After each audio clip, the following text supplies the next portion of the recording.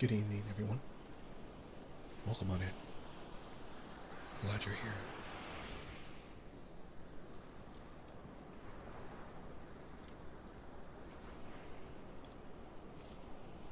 Let's go ahead and jump over to our reading for the night.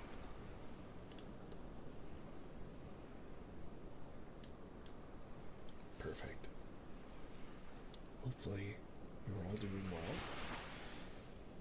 And I hope you're tuning in for a nice, lovely, comfy evening of us reading Anna Karenina. I'm hoping that we can finish this part tonight, and then we will be, I believe, officially halfway through the book, which would be pretty astounding. This is the furthest that I myself have ever read in the story, so I'm very happy with where we are. Let's see. Ooh, so many things to look forward to. So much story. You know, I wouldn't be surprised if it took us maybe... Well, no, it shouldn't take us the rest of the year if I stay on track. I think we should be able to get through this pretty decently. So let's see.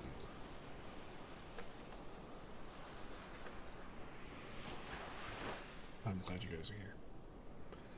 But tonight, we're continuing our journey into the story of Anna Karenina, and written by Leo Tolstoy,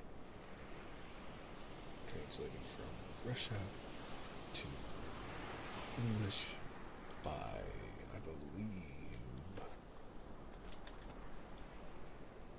Constance Garnett, if I recall the name correctly. It should tell us, but let's go ahead and dive into our story. So, Anna Karenina, Part 4, Chapter 13.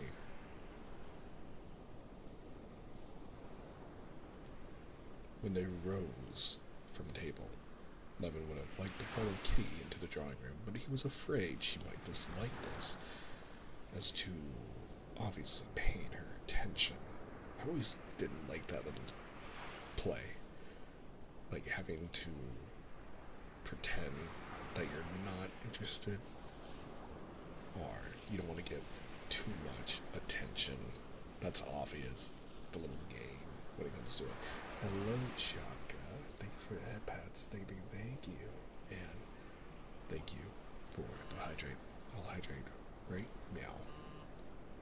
And I'll also put this on Do Not Disturb. That way, there's no vibrations in the background.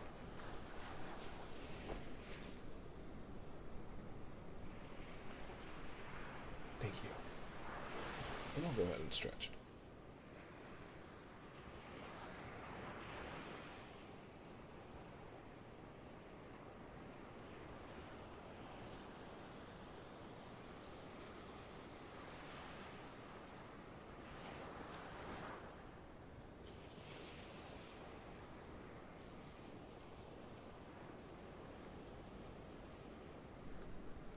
Okay.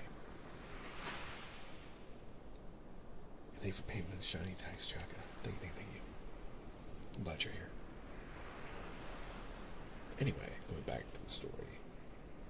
He remained in the little ring of men, taking part in the general conversation, and without looking at Kitty, he was aware of her movements, her looks, and the place where she was in the drawing room. He did it once, and without the smallest effort came the promise he made her. Always think well of all men, and to like everyone always.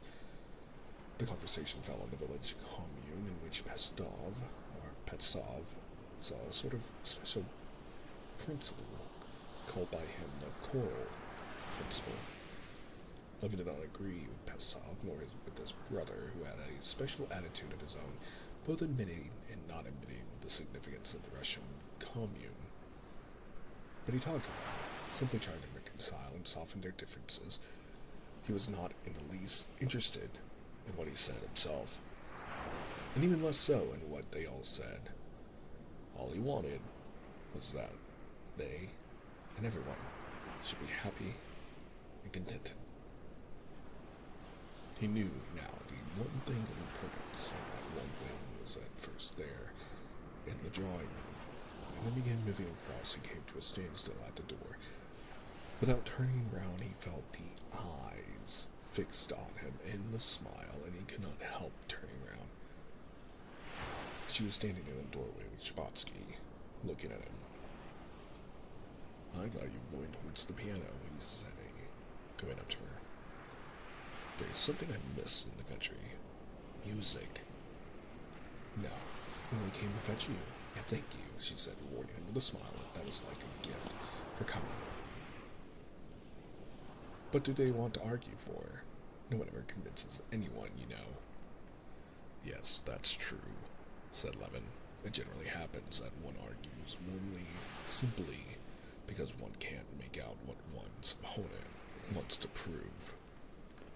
Levin had noticed in discussions between the most intelligent people that after enormous efforts and an enormous expenditure of logical subtleties and words, the disputants finally arrived at being aware that what they had so long been struggling to prove to one another had long ago, from the beginning of the argument, been known to both, but that they liked different things. It would not define what they liked for fear of its being attacked. He had often had the experience of suddenly, in a discussion, grasping what it was his opponent liked, and at once liking it too, and immediately found himself agreeing. And then all arguments fell away as useless.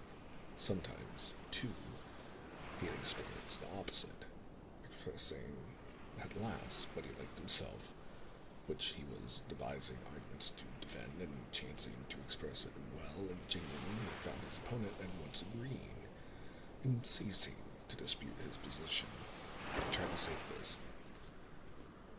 She knitted her brow, trying to understand, but directly he began to illustrate his meaning, she understood at once. "I know. One must find out what he's arguing for, what's precious to him. Then one can." She had completely guessed and expressed his badly expressed idea. Levin smiled joyfully. He was struck by this transition from the confused, verbose discussion with Pestsov and his brother to this laconic, clear, almost wordless communication of the most complex ideas. Shabatsky moved away from them, and Kitty, going up to a card table, sat down and, taking up the chalk, began drawing diverging circles over the new green cloth. They began again on the subject that had been started at dinner, the liberty and occupations of women. Levin was of the opinion of Darya Alexandrovna that a girl who did not marry should find a woman's duties in a family. He supported this view by the fact that no family can get on without women to help, that in every family, poor or rich, there are and must be nurses, either relations or hired. "No," said Kitty, blushing, but looking at him all the more boldly with her truthful eyes. "A girl may be so circumstanced that she cannot live in the family without humiliation, while she herself—" At the end, he understood her. "Oh, yes," he said. Yes. You're right. And he saw all that Pestsov had been maintaining at dinner of the liberty of women, simply from getting a glimpse of the terror of an old maid's existence and its humiliation in Kitty's heart. And loving her, he felt that terror and humiliation, and at once gave up his arguments. A silence followed. She was still drawing the draw with the chalk on the table. Her eyes were shining with a soft light. Under the influence of her mood, he felt in all his being a continually growing tension of happiness.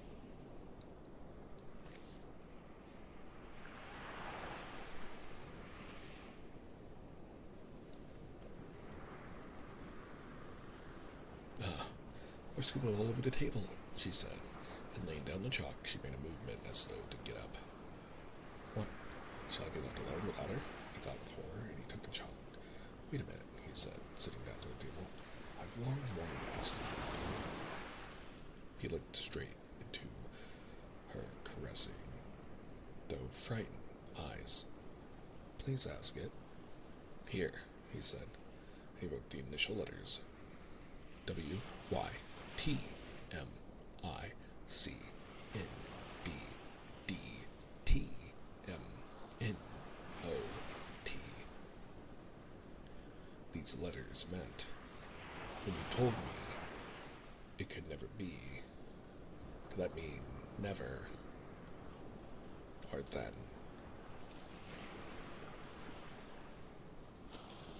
There seemed to be no likelihood that she could make out this complicated sentence, but he looked at her as though his life depended on her understanding the words. She glanced at him seriously, then leaned her puckered brow on her hands and began to read. Once or twice, she stole a look at him, as though asking him, is that what I think?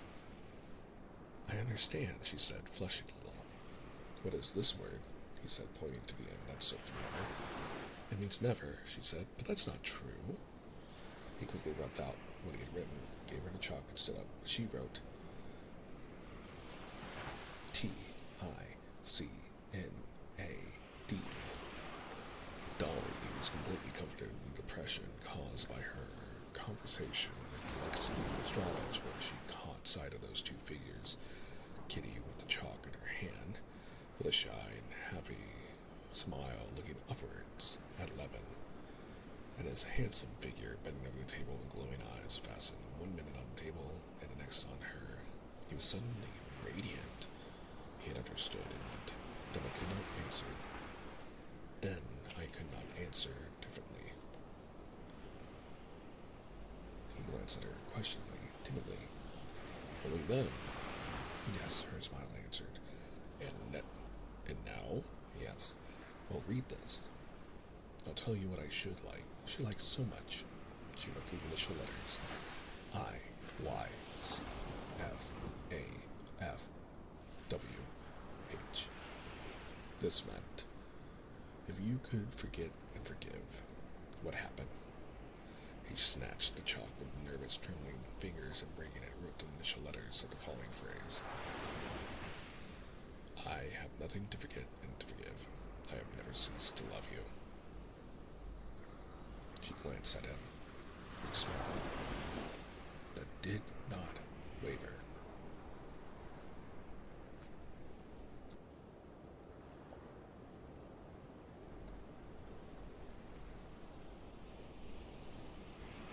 I understand, she said in a whisper. He sat down and wrote a long phrase. She understood it all, and without asking him, is this it? Is it this? Took the chalk and at once answered. For a long while he could not understand what she had written, and often looked into her eyes. He was stupefied with happiness. He could not supply the words she meant, but in her charming eyes, beaming with happiness, he saw all he needed to know. And he wrote 3 letters. But he had hardly finished writing when she read them over her arm and herself finished and wrote the answer. Yes. You're playing secretaire, said the old prince, but we must really be getting along if you want to be in time at the theater. Levin got up and escorted Kitty to the door. In their conversation, everything had been said. It had been said that she loved him, and that she would tell her father and mother that he would come tomorrow morning. So we finally, halfway through the book, or a little over, end up back to where we started, with Levin and Kitty actually getting to confess their love, as they should.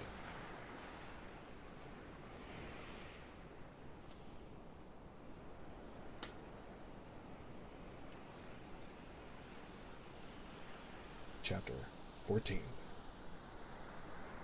When Kitty had gone and Levin was left alone, he felt such uneasiness without her, such an impatient longing to get as quickly as possible to tomorrow morning, when he would see her again and be plighted to her forever, that he felt afraid, as though of death, of those 14 hours that he had to get through without her. It was essential for him to be with someone to talk to, so as not to be left alone, to kill time. Stepan Arkadyevich would have been the companion most congenial to him, but he was going out, he said, to a soiree, in reality, to the ballet. Levin only had time to tell him he was happy, and that he loved him, and would never forget what he had done for him. The eyes and the smile of Stepan Arkadyevich showed Levin that he comprehended that feeling fittingly. "Oh, so it's not time to die yet," said Stepan Arkadyevich, pressing Levin's hand with emotion. No, said Levin. Darya Alexandrovna, too, as she said goodbye to him, gave him a sort of congratulation, saying, "How glad I am you met Kitty again. One must value old friends." Levin did not like these words of Darya Alexandrovna, as she could not understand how lofty and beyond her it all was, and she ought not to have dared allude to it. Levin said goodbye to them, but not to be left alone, he attached himself to his brother. "Where are you going?" "I'm going to a meeting." "Well, I'll come with you, may I?" "What for? Yes, come along," said Sergei Ivanovich, smiling. "What is the matter with you today?" "With me? Happiness is the matter with me," said Levin, letting down the window of the carriage they were driving in. "You don't mind, it's so stifling. It's happiness is the matter with me. Why is it you have never married?" Sergei Ivanovich smiled. "I'm very glad. She seems a nice, good..." Sergei Ivanovich was beginning. "Don't say it, don't say it," shouted Levin, clutching at the collar of his fur coat with both hands and muffling him up in it. "She's such a nice girl," were such simple, humble words, so out of harmony with his feeling. Sergei Ivanovich laughed outright, a merry laugh, which was rare with him. "Well, anyway, I may say that I'm very glad of it."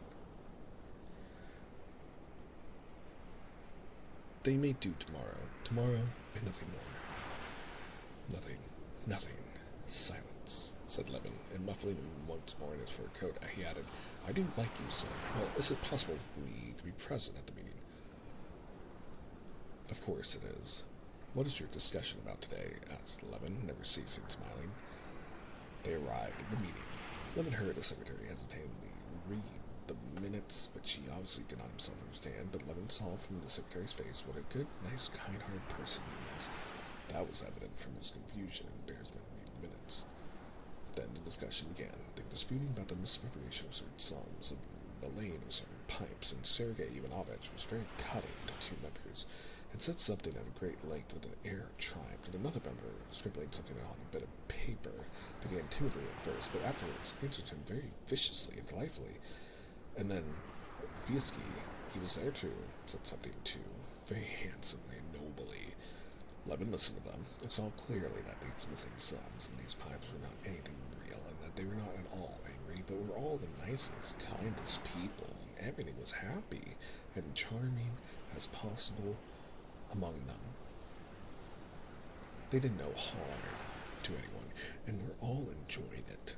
What struck Levin was that he could see through them all today, and from little, almost imperceptible signs, knew the soul of each, and saw distinctly that they were all good at heart. And Levin himself, in particular, they were all extremely fond of that day. That was the evidence from the way they spoke to him, in a friendly, affectionate way. Even those he did not know looked at him. "Well, did you like it?" Sergei Ivanovich asked him. Very much. I never supposed it was so interesting. Capital. Splendid. Viaski went up to Levin and invited him to come around to tea with him. Levin was utterly at a loss to comprehend and recall what it was he had liked in Viaski, what he had failed to find in him. He was a clever and wonderfully good-hearted man. Most delighted, he said, and asked after his wife and sister-in-law, and from a queer association of ideas, because in his imagination the idea as Viaski's sister-in-law was connected with marriage, it occurred to him that there was no one to whom he could more suitably speak of his happiness, and he was very glad to go and see them.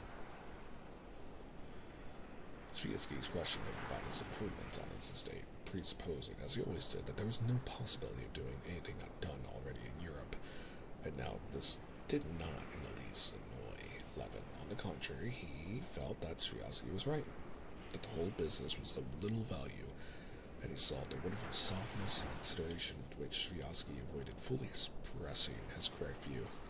The ladies of the Viaski household were particularly delightful. It seemed to Levin that they knew all about it already and sympathized with him, saying nothing merely from delicacy. He stayed with them 1 hour, 2, 3, talking all sorts of subjects, but the one thing that filled his heart and did not observe that he was boring them dreadfully, and it was long past bedtime.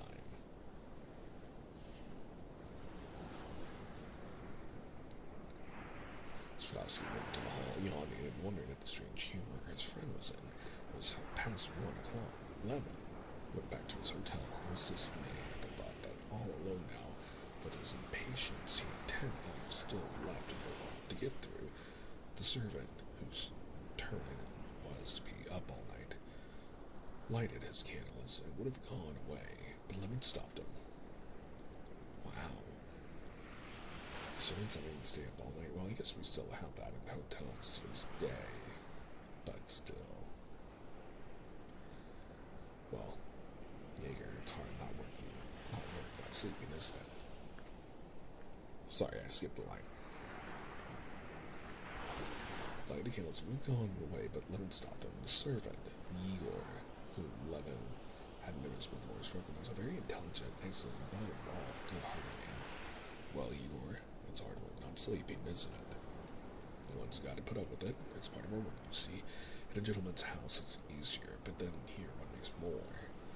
It appeared that Yegor had a family, 3 boys and a daughter, a seamstress whom he wanted to marry to a cashier in a saddler's shop.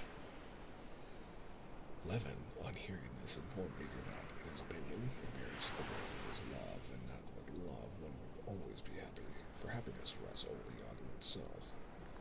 Yegor listened attentively and obviously quite took in Levin's idea, but by way of assent to it he enunciated, greatly to Levin's surprise, the observation that when he had lived with good masters, he had always been satisfied with his masters, and now was perfectly satisfied with his employer, though he was a Frenchman. Wonderfully good-hearted fellow, thought Levin. Well, but you yourself, Yegor, when you got married, did you love your wife? Aye, why not? Responded Jaeger. And Levin saw that Jaeger too was in an excited state and intending to express all his heartfelt emotions.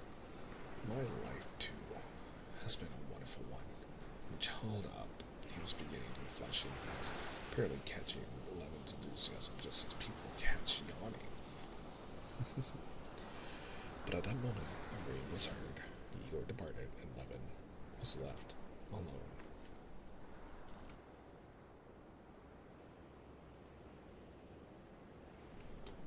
He had scarcely eaten anything at dinner and refused tea and supper at Viaski's, but he was incapable of thinking of supper. He had not slept the previous night, but was incapable of thinking of sleep either. His room was cold, but he was oppressed by heat. He opened both the movable panes of his window and sat down at a table opposite the open panes. Over the snow-covered roofs could be seen a decorated cross with chains, above it the rising triangle of Charles Wayne with the yellowish light of the Pella.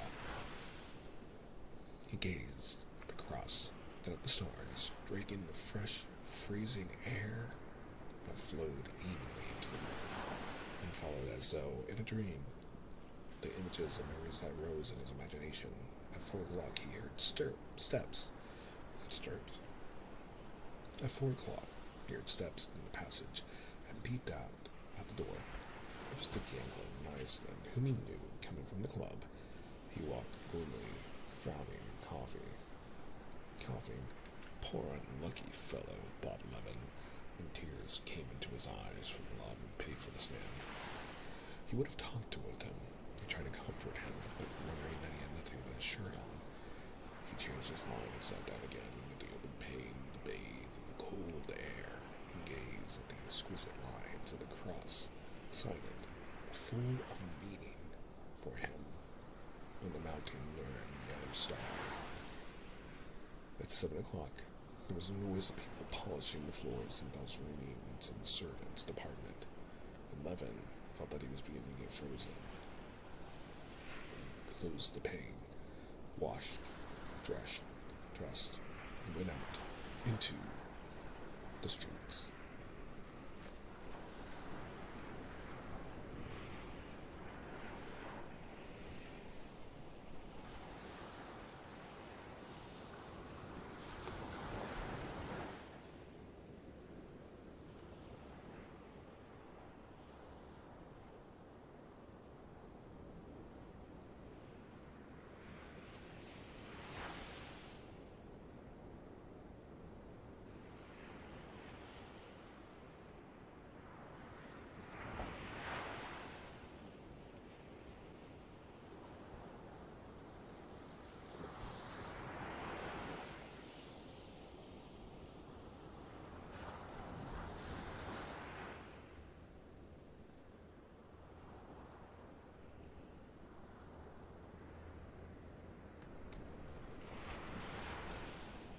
Chapter 15.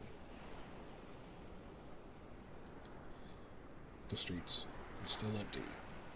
Levin went to the house of the Shabotskys. The visitors' doors were closed and everything was asleep. He walked back, went into his room again, and asked for coffee. The day servant, not Igor this time, brought it to him.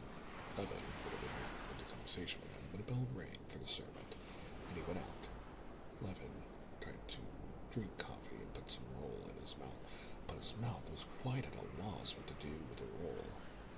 Levin, rejecting the roll, put on his coat and went out again for a walk. It was 9 o'clock when he reached the Shabbatsky steps the second time. In the house, they were only just up, and the cook came out to go marketing. He had to get through at least 2 hours more. All that night and morning, Levin lived perfectly, unconsciously. He felt perfectly lifted out of the conditions of material life. He had eaten nothing for a whole day. He had not slept for 2 nights, had spent several hours undressed in the frozen air, and felt not simply fresher and stronger than ever, but felt utterly independent of his body. He moved without muscular effort, and felt as if he could do anything.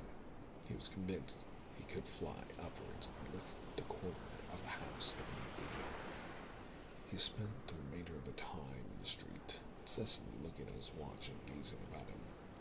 And what he saw then, he never saw again after. The children, especially going to school.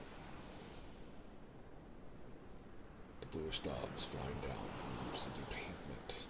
The little loaves covered with flour, thrust out by an unseen hand, touched him. Those loaves, those doves, and those 2 boys were not earthly creatures. It all happened at the same time.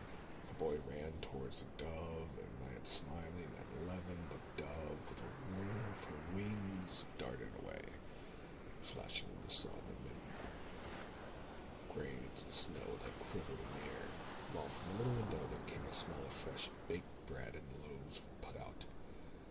All of this together was so extraordinarily nice that Levin laughed and cried with delight. Going a long way round by a St. place in Slavka, went back again to the hotel, and putting his watch before him, he sat down to wait for 12 o'clock. In the next room, they were talking about some sort of machines and swindling, coughing, Their morning coughs. Their morning coughs. I wonder what that means. It's because a lot of people smoke.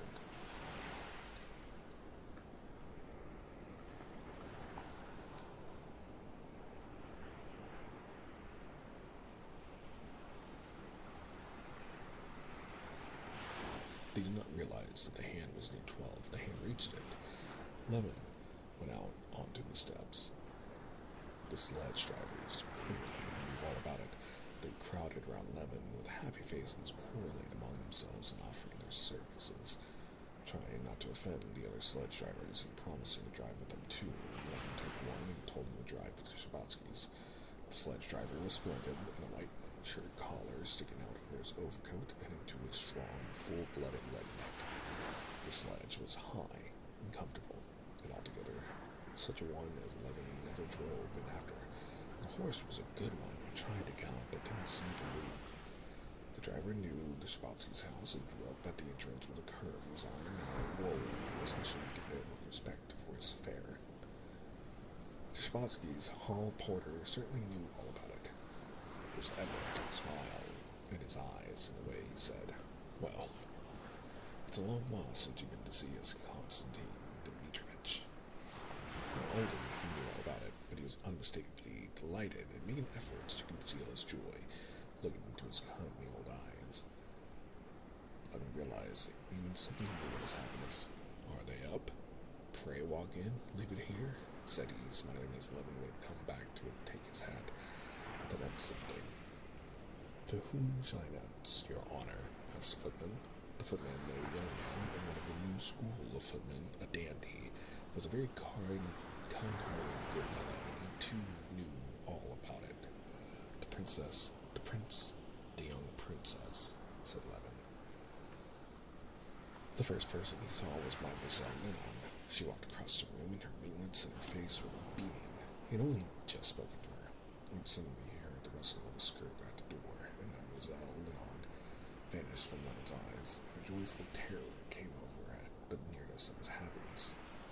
Mademoiselle Linon was in great haste, and leaving him, went out at the other door.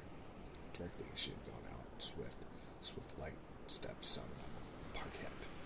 And his bliss, his life himself, what was best in himself, what he had so long sought and longed for, was so quickly approaching him. She did not walk, but seemed by some unseen force to float to him. He saw nothing but her clear, truthful eyes, frightened by the same bliss of love that flooded his heart. Those eyes were shining nearer and nearer, blinding him with their light of love. She stopped still close to him, touching him. Her hands rose and dropped onto his shoulders.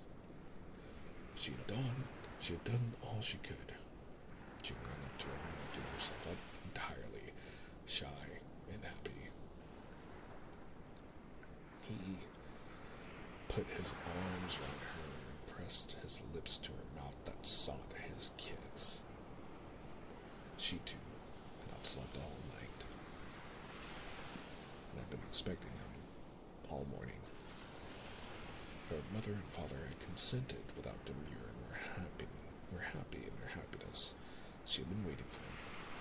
She wanted to be the first to tell him her happiness and his. She had not got ready to see him home, and had been delighted at the idea, and had been shy and ashamed, and did not know herself what she was doing. She had heard his steps and voice, and had waited at the door for Mademoiselle Linon to go. Mademoiselle Linon had gone away, without thinking, without asking herself how and what. She had gone up to him, and did as she was doing. "Let us go to Mamma," she said, taking him by the hand. For a long while he could say nothing, not so much because he was afraid of desecrating the loftiness of his emotion by a word, as that every time he tried to say something instead of words, he felt that tears of happiness were welling up. He took her hand and kissed it. "Can it be true?" he said at last in a choked voice. "I can't believe you love me, dear." She smiled at the dear, and the timidity with which he glanced at her. "Yes," she said significantly, deliberately. "I am so happy."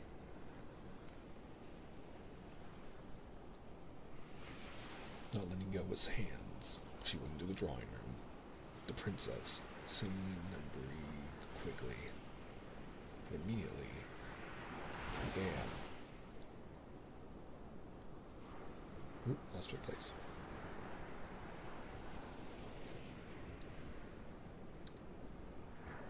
Began to cry, and then immediately began to laugh. With a vigorous step, Levin and not expected ran up to him and hugging his head and kissing him, wetting his cheeks with her tears. So it is all settled. I am glad, lover. I am glad, Kitty. You've not been long settling things, said the old prince, trying to seem unmoved, but Levin noticed that his eyes were wet when he turned to him. I've long always wished for this, said the prince, taking Levin by the arm and drawing him toward himself, even when his little feather head fancied. Papa, shrieked Kitty, and shut his mouth with her hands. Well, I won't, he said. I'm very, very pleased. Oh, what a fool I am.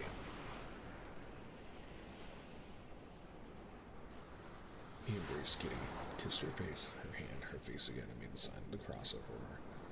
And there came over Levin a new feeling of love for this man. Till then, so little known to him, when he saw how slowly and tenderly Kitty kissed his muscular hand.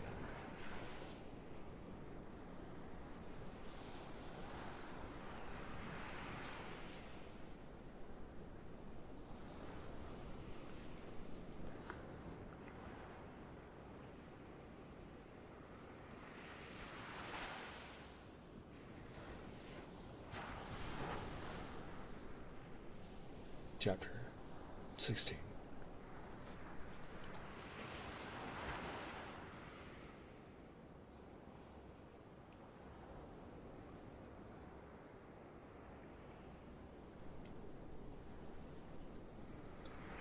The princess sat in her armchair, silent and smiling. The prince sat down beside her.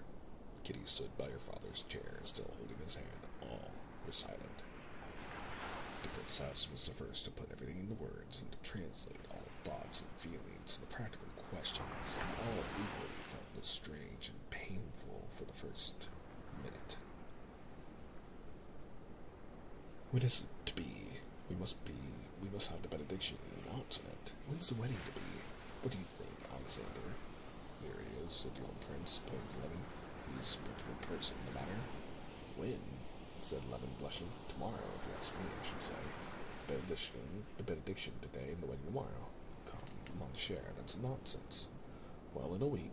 He's quite mad. No, why so? Well, upon my word, said the mother, smiling, delighted at this haste. How about the trousseau? Will there really be a trousseau and all that? Levin thought with horror. But can the trousseau, the benediction, and all that, can it spoil my happiness? Nothing can spoil it. He glanced at Kitty, who noticed that she was not in the very least disturbed by the idea of the trousseau. Then it must be all right, he thought. Oh, I know nothing about it. Only said what I should like, he said apologetically. We'll talk it over then. The benediction and announcement can take place now. That's very well. The princess went up to her husband, kissed him, and would have gone away, but he kept her, embraced her, and tenderly as a young lover, kissed her 7 times, smiling.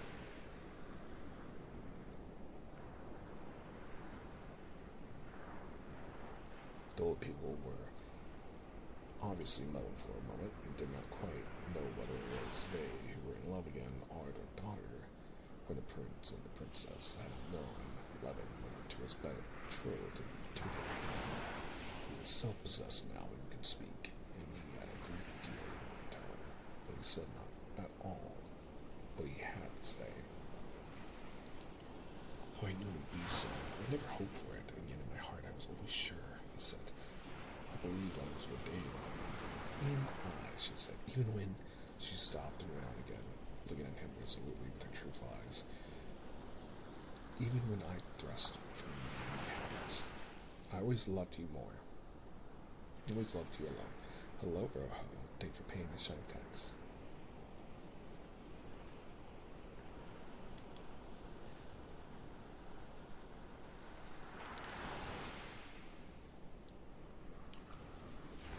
Oh, sorry for the noises you were hearing. I was poking something.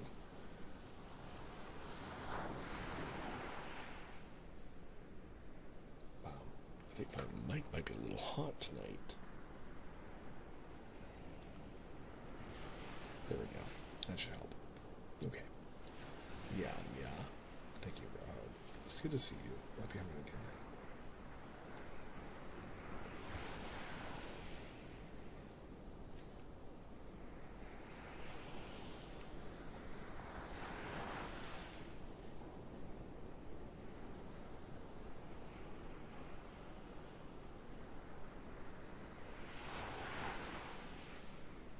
Always loved you alone, said Kitty, but I was carried away. I ought to tell you. Can you forgive that? It is a bit windy in here. We do have some ocean sounds in the background. Please let me know if they're too loud. They should be just at the right amount of volume so you guys can still hear me over it. But please let me know if that's not the case, and I will adjust accordingly. Because I am hearing not the feed that you guys are hearing. So I always want to make sure that I'm playing things at a good, solid sound for you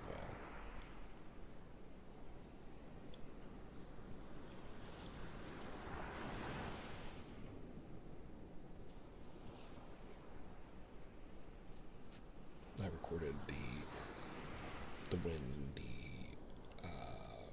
ocean sound that you hear myself using my own audio equipment and going to the beach and recording it. Just a little fun fact.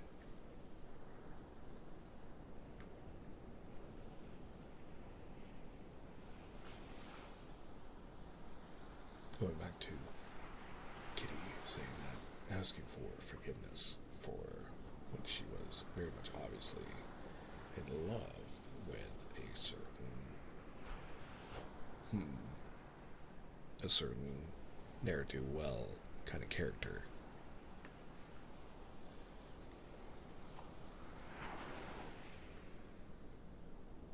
Perhaps it was for the best. You will have to forgive me so much. I ought to tell you. This one of the things he meant to speak about.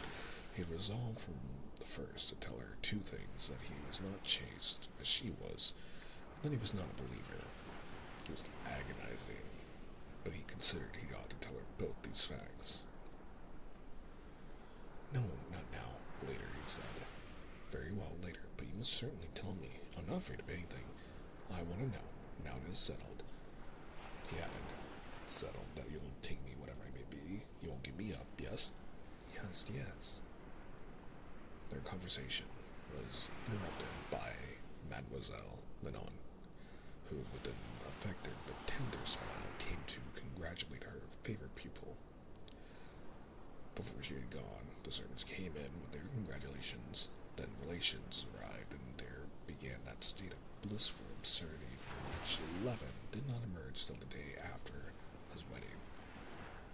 Levin was in a continual state of awkwardness and discomfort, but the intensity of his happiness went on all the while increasing.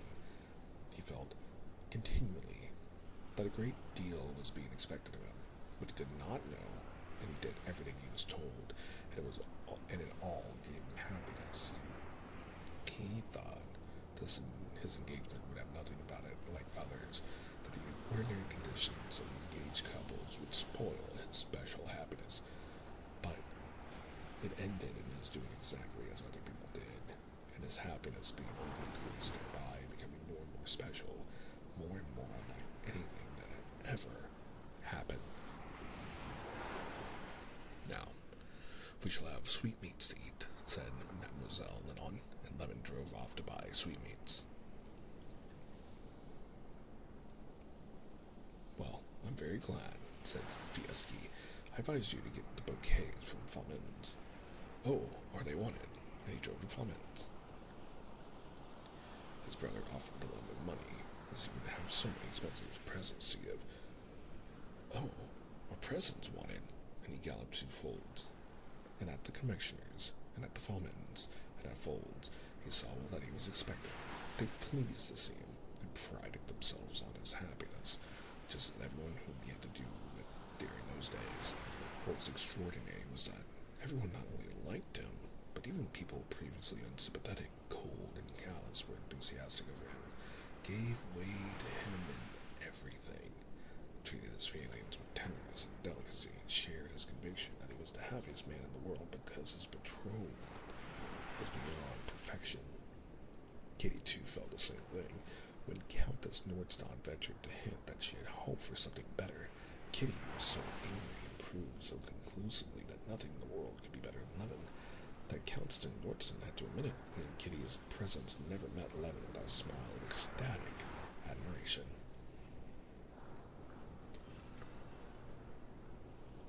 The confession he had promised was the one painful incident of this time.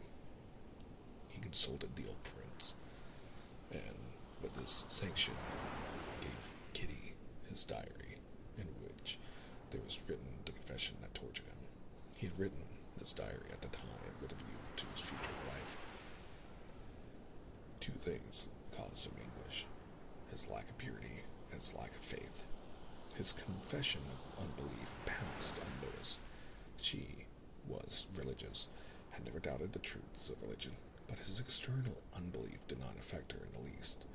Though love, she knew all his soul, and in his soul she saw what she wanted. And that such a state of soul should be called unbelieving was to her a matter of no account. The other confession set her weeping bitterly. Levin, not without an inner struggle, handed her his diary. He knew that between him and her there should not be secrets. And so he had decided that so it must be. But he had not realized what an effect it would have on her. He had not put himself in her place. It was only when the same evening came to their house before the theater, went into her room and saw her tear-stained, pitiful, sweet face, miserable with suffering he had caused and nothing could undo. He felt the abyss that separated his shameful past from her dove-like purity, and was appalled at what he had done. Take them. Take these dreadful books, she said, pushing away the notebooks lying before her on the table. Why did you give them to me? No. It was better anyway, she added, touched by his despairing face.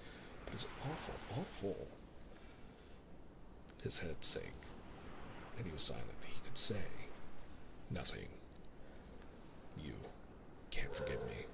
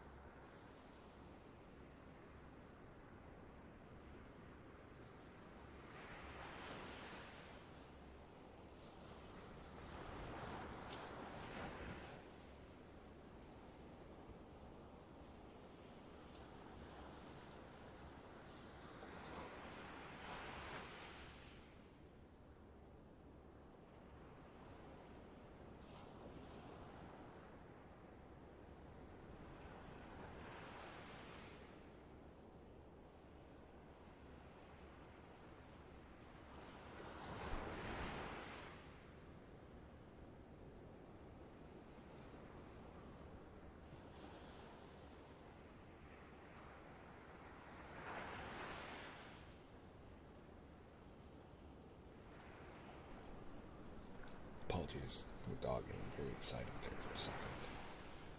But continuing on. You can't forgive me, he whispered. Yes, I forgive you, but it's terrible. But his happiness was so immense that this confession did not shatter it, and only added another shade to it. She forgave him, but from that time more than ever he considered himself unworthy of her. But from that time more than ever he considered himself unworthy of her, morally bowed down lower than ever before her, and prized more highly than ever his undeserved happiness.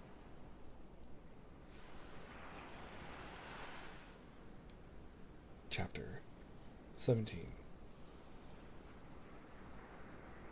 Unconsciously going over in his memory the conversation that had taken place during and after dinner, Alexei Alexandrovich returning to his solitary room. Daria Alexandrovna's words about forgiveness had aroused in him nothing but annoyance. The applicability or non-applicability of the Christian precept to his own case was too difficult a question to be discussed lightly, and this question had long ago been answered by Alexei Alexandrovich in the native. Of all that had been said, what stuck most in his memory was the phrase of stupid, good-natured Kirsten. Acted like a man, he did, called him out and shot him. Everyone had apparently shared this feeling, though from politeness they had not expressed it.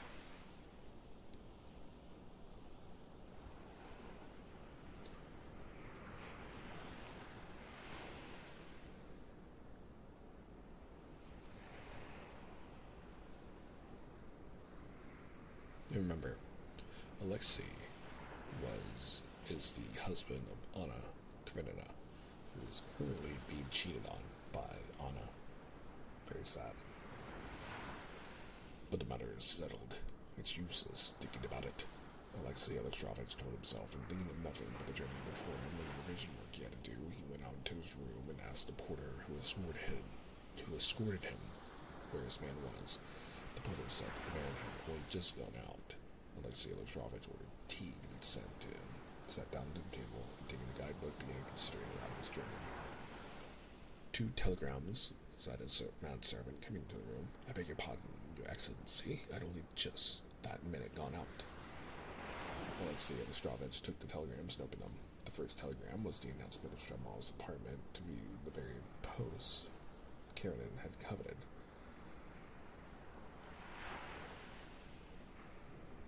Alexei Alexandrovich flung the telegram down, and flushed a little, got up and began to pace up and down the room.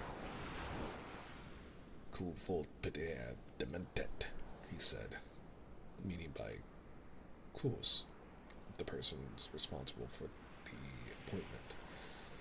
He was not so much annoyed that he had not received this post, that he had been conspicuously passed over.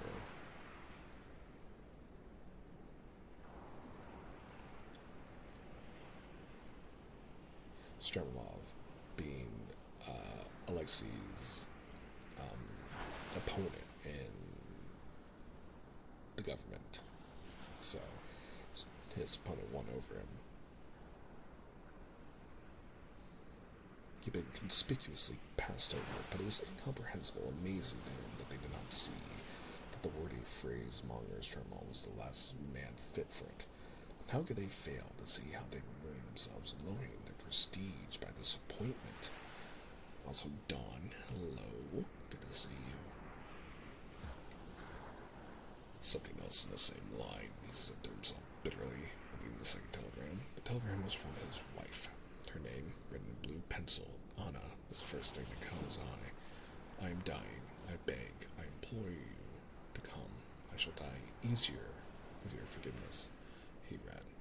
He smiled contemptuously and flung down the telegram. That this was a trick and a fraud.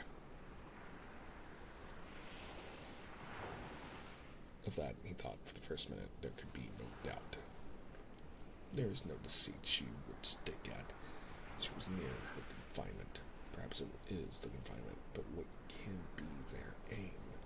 To legitimize the child, to compromise me and prevent a divorce? He thought, but something was said in it. "I am dying." Read the telegram again. And suddenly, the plain meaning of what was said in it struck him. "And if it is true," he said to himself, "if it is true that in the moment of agony and nearness death she is genuinely penitent and I, tainted for a trick, refuse to go, that would not only be cruel and everyone would blame me, but it would be stupid on my part." Peter? Call a coach. "I'm going to Petersburg," he said to his servant. Alexei Alexandrovich decided he would go to Petersburg and see his wife. If her illness was a trick, he would say nothing and go away again. If she was really in danger and wished to see him before her death, he would forgive her if he found her alive and pay her the last duties if he came too late. All the way he thought no more of what he ought to do. With a sense of weariness and uncleanness, uncleanness from a night spent in the train. In the early fog of Petersburg, Alexei Alexandrovich drove through the deserted Nevsky and stared straight before him, not thinking of what was waiting him. He could not think about it, because in picturing what would happen, he could not drive away the reflection that her death would at once remove all the difficulty of his position. Bakers, clothes shops, nightcapmen, porters sweeping the pavements flashed past his eyes, and he watched it all, trying to smother the thought of what was awaiting him, and what he dared not hope for, and yet was hoping for. He drove up to the steps. A sledge and a carriage with the coachman asleep stood at the entrance. As he went into the entry, Alexei Alexandrovich, as it were, got out of his resolution from the remoteness corner of his brain and mastered it thoroughly. Its meaning ran: if the trick, then calm content and departure. If truth, do what is proper. The porter opened the door before Alexei Alexandrovich rang. The porter, Kapanachich, looked queer in an old coat, without a tie and his slippers. How is your mistress? A successful confinement yesterday. Alexei Alexandrovich stopped short and turned white. He felt distinctly now how intensely he had longed for her death. And how is she? Karenina's morning apron ran downstairs. Very ill, he answered. There was a consultation yesterday, and the doctor said no. Take my things, said Alexei Alexandrovich, feeling some relief at the news that there was still hope for her death. He went to the hall. On the hat stand there was a military overcoat. Alexei Alexandrovich noticed the mess, and who was here? The doctor, the midwife, and Count Vronsky. Alexei Alexandrovich went to the inner rooms. In the drawing room there was no one. At the sound of his steps there came out of her boudoir the midwife in a cap with lilac ribbons. She went up to Alexei Alexandrovich, and with the familiarity given by the approach of death, took him by the arm and drawn him towards the bedroom. Thank God you've come. She keeps on about you, and nothing but you, she said. Make haste with the ice, the doctor's peremptory voice said from the bedroom. Alexei Alexandrovich went to the boudoir. At the table, sitting sideways in a low chair, was Vronsky, his face hidden in his hands, weeping. He jumped up at the doctor's voice, took his hands from his face, and saw Alexei Alexandrovich. Seeing the husband, he was so overwhelmed that he sat down again, drawing his head down to his shoulders, as if he wanted to disappear. But he made an effort over himself, got up and said, She is dying. The doctors say there is no hope. I am entirely in your power. Only let me be here. Though I am at your disposal. Alexei Alexandrovich, seeing Vronsky's tears, felt a rush of that nervous emotion always produced in him by the sight of other people's suffering, and turning away his face, he moved hurriedly to the door without hearing the rest of his words. From the bedroom came the sound of Anna's voice saying something. Her voice was lively, eager, with exceedingly distinct intonations. Alexei Alexandrovich went into the bedroom and went up to the bed. She was lying, turned with her face towards him.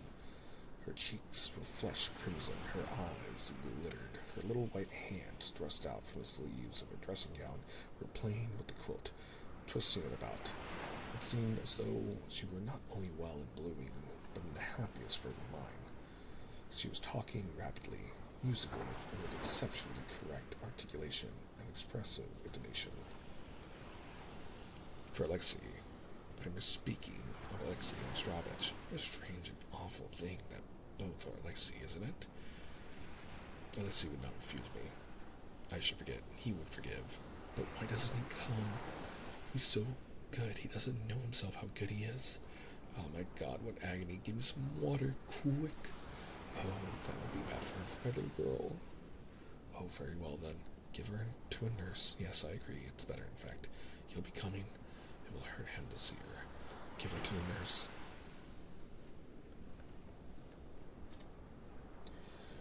Anna Karenina, he has come. Here he is, said the midwife. So she came. It took me a second to understand what the heck was going on. In terms of, it didn't click that she was having her baby until just now. But it makes complete sense. You okay?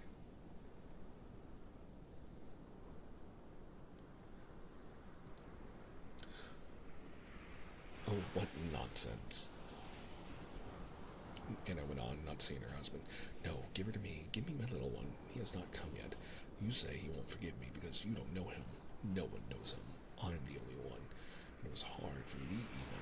His eyes I ought to know. Shirosa has just the same eyes, and I can't bear to see them because of it. Has Shirosa had his dinner? I know everyone will forget him. He would not forget. Shirosa must be moved into the corner room, and Mariette must be asked to sleep with him. All of a sudden, she shrank back, was silent and in terror, as though expecting a blow, as though to defend herself. She raised her hands to her face. She had seen her husband.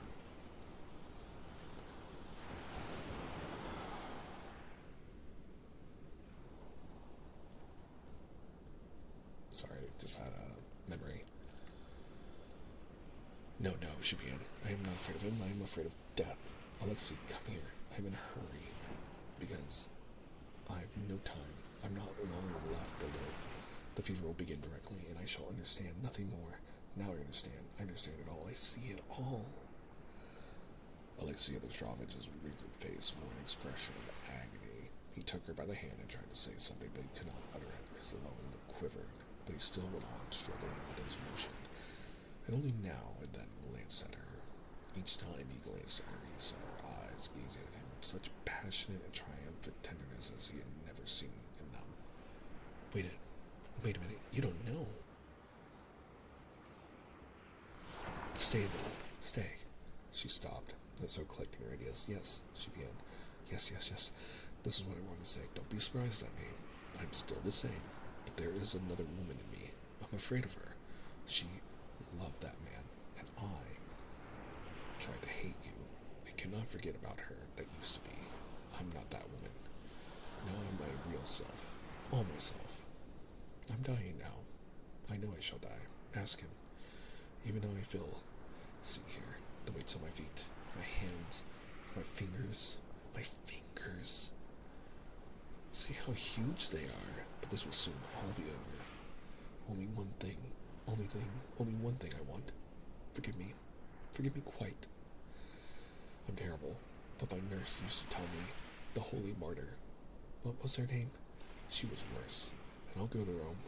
There's a wilderness, and there I shall be no trouble to anyone. Only, I'll take Shirosa and the little one. No, you can't forgive me. I know we can't be forgiven. No. Go away. You're too good. She held his hand in one burning hand while she pushed him away with the other.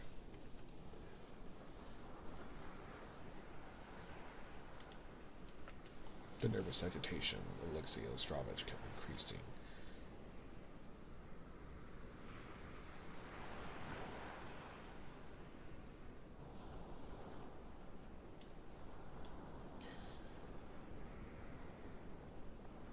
The nervous agitation of Alexei Alexandrovich kept increasing, and had by now reached such a point that he ceased to struggle with it.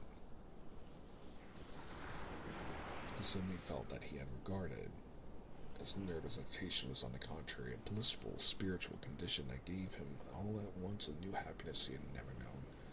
He did not think that the Christian law that he had been all his life trying to follow enjoined on him to forgive and love his enemies, but a glad feeling of love and forgiveness for his enemies filled his heart.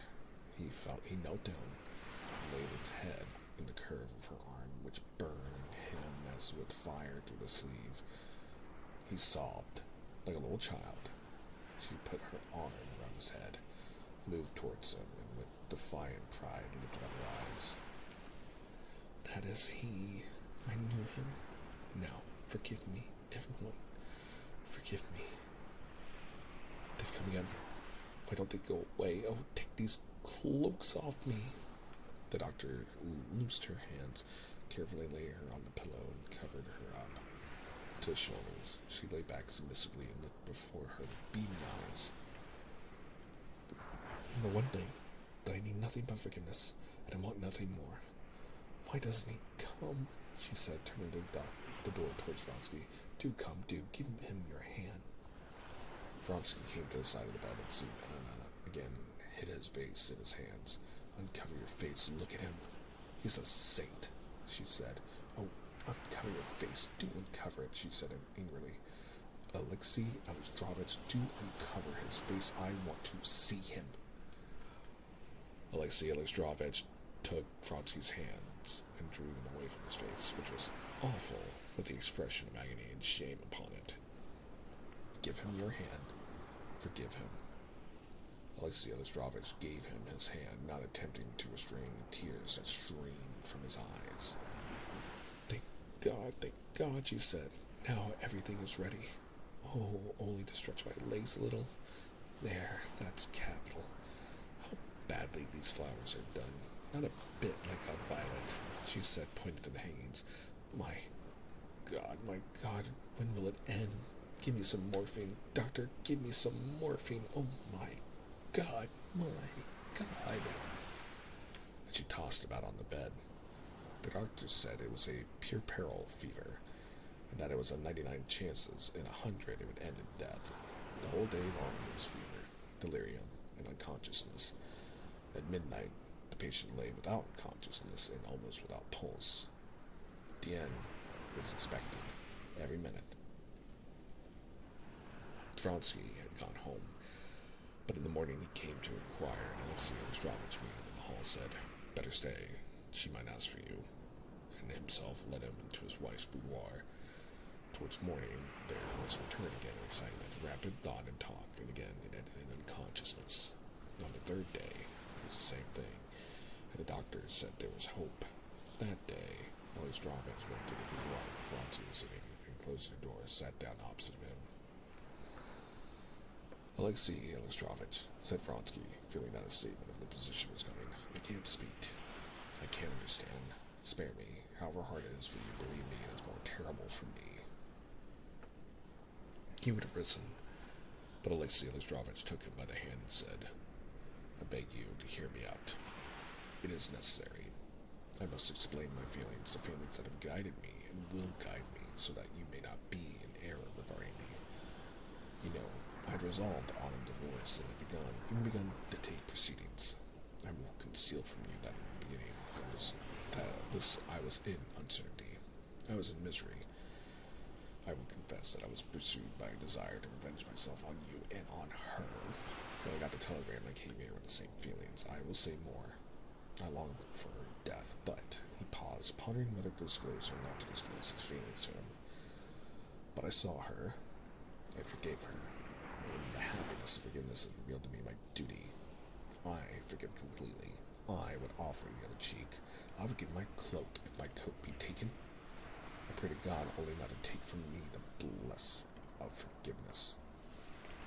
Tears stood in his eyes, and a luminous, serene look in them impressed Vronsky. "This is my position. You can trample me in the mud, make me the laughingstock for the world. I will not abandon her, and I will never utter a word of reproach to you." Alexei Alexandrovich went on. "My duty is clearly marked for me. I ought to be with her, and I will be. If she wishes to see you, I will let you know, but now I suppose it would be better for you to go away." He got up, and sobs cut short his words. Vronsky, too, was getting up, and in a stooping, not yet erect posture, looked up at him from under his brows. He did not understand Alexei Alexandrovich's feeling, but he felt that it was something higher and even unattainable from him with his view of life.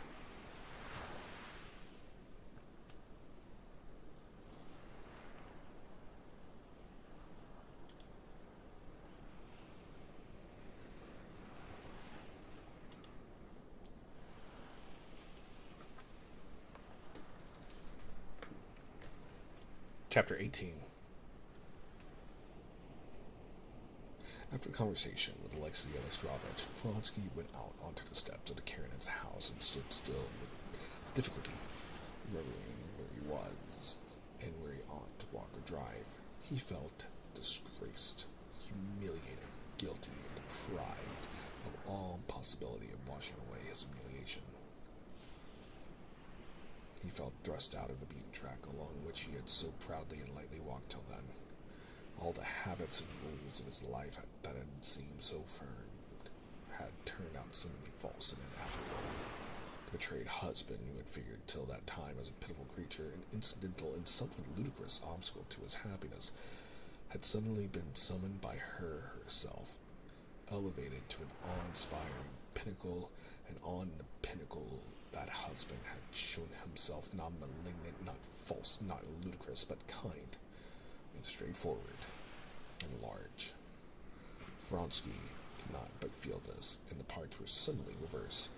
Vronsky felt his own elevation and his own abasement, as truth as his own falsehood. He felt that the husband was magnanimous even in his sorrow, while he had been base and petty in his deceit. But the sense of his own humiliation before the man he had unjustly despised made up only a small part of his misery. He felt unutterably wretched now, for his passion for Anna, which had seemed to him of late to be growing cooler, now that he knew he had lost her forever, was stronger than it ever had been. He had seen all of her in her illness, had come to know her very soul, and it seemed to him that he had never loved her till then. And now, when he had learned to know her, to love her as she should be loved, he had been humiliated before her and had lost her forever, leaving with her nothing of himself but a shameful memory. Most terrible of all had been his ludicrous, shameful position when Alexei Alexandrovich had pulled his hands away from his humiliated face. He stood on the steps of the Karenina's house, like one distraught and did not know what to do. "A sledge, sir?" asked the porter. "Yes, a sledge." On getting home, after 3 sleepless nights, Vronsky, without undressing, lay down flat on the sofa, clasping his hands and laying his head on them. His head was heavy. Images, memories, and ideas of the strangest description followed one another with extraordinary rapidity and vividness. First, it was the medicine he had poured out for the patient and spilt over the spoon, then the midwife's white hands, then the queer posture of Alexei Alexandrovich on the floor beside the bed, on the bed. "Sleep, forget," he said to himself with the serene confidence of a healthy man, that if he is tired and sleepy, he will go to sleep at once. In the same instant, his head did begin to feel drowsy and began to drop off into forgetfulness.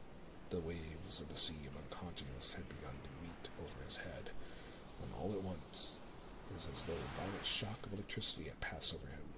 He started so that he leaped up on the springs of the sofa, and leaning on his arms, got in a panic onto his knees. His eyes were wide open, as though he had never been asleep.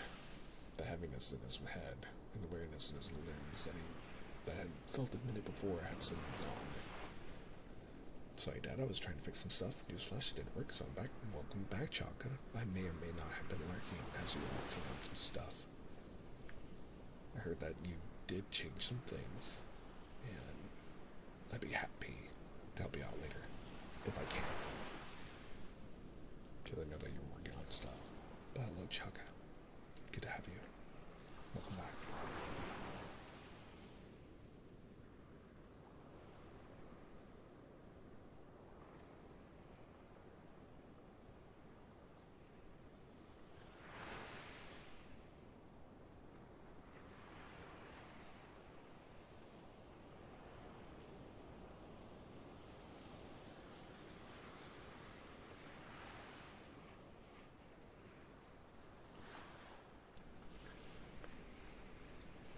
"You may trample me in the mud," he heard Alexei Alexandrovich's words, and saw him standing before him, and saw Anna's face with its burning flush and glittering eyes, gazing with love and tenderness, not at him, but at Alexei Alexandrovich.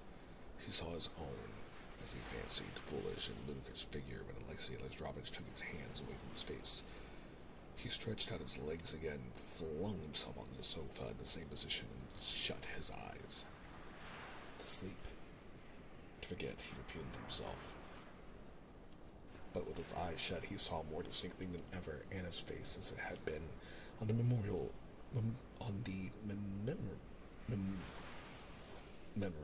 evening before the races.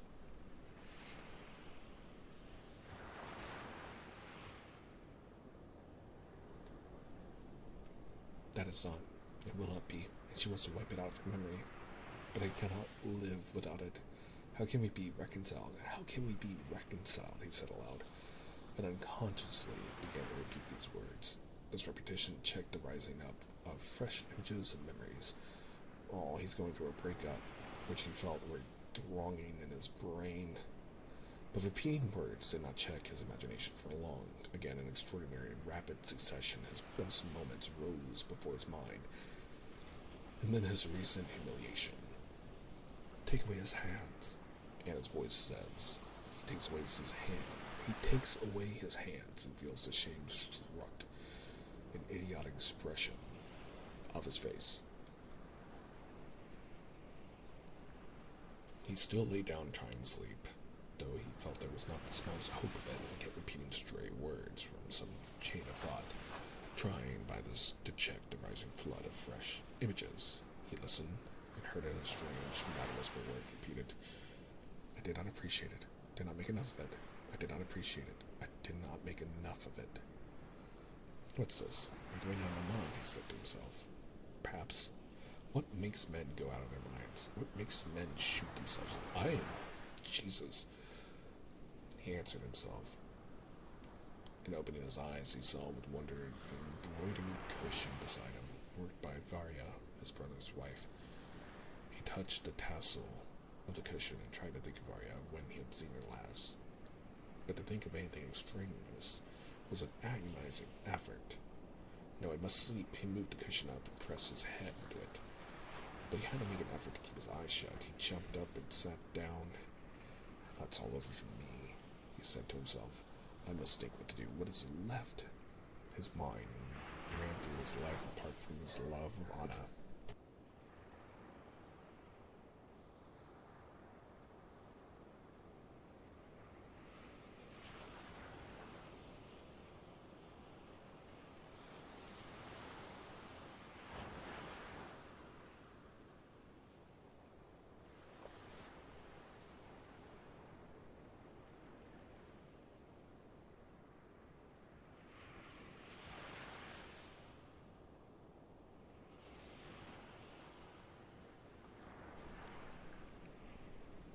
Apologies. I was just waiting for the dogs to stop barking.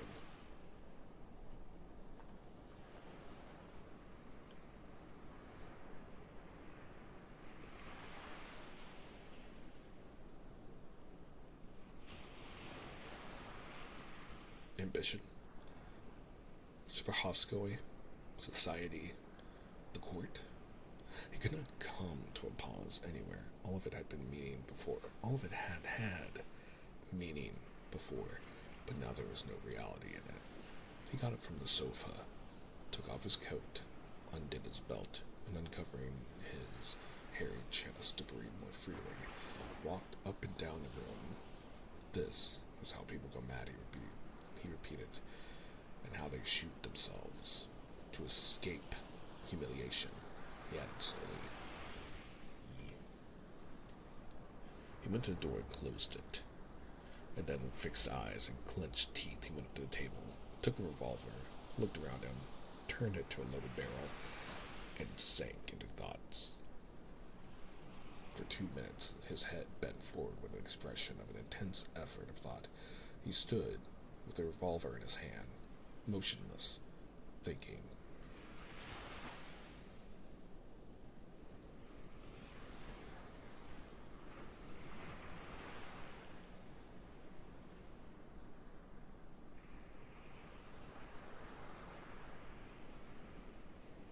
Also, trigger warning, just that,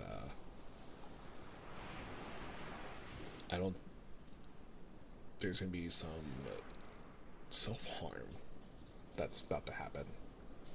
But again, this is exploring the complete reality of mankind when dealing with very obviously painful moments in life. Of course, he said to himself, as though a logical, continuous, and clear chain of reasoning had brought him to a dual conclusion. In reality of this, of course, that seemed convincing to him, was simply the result of exactly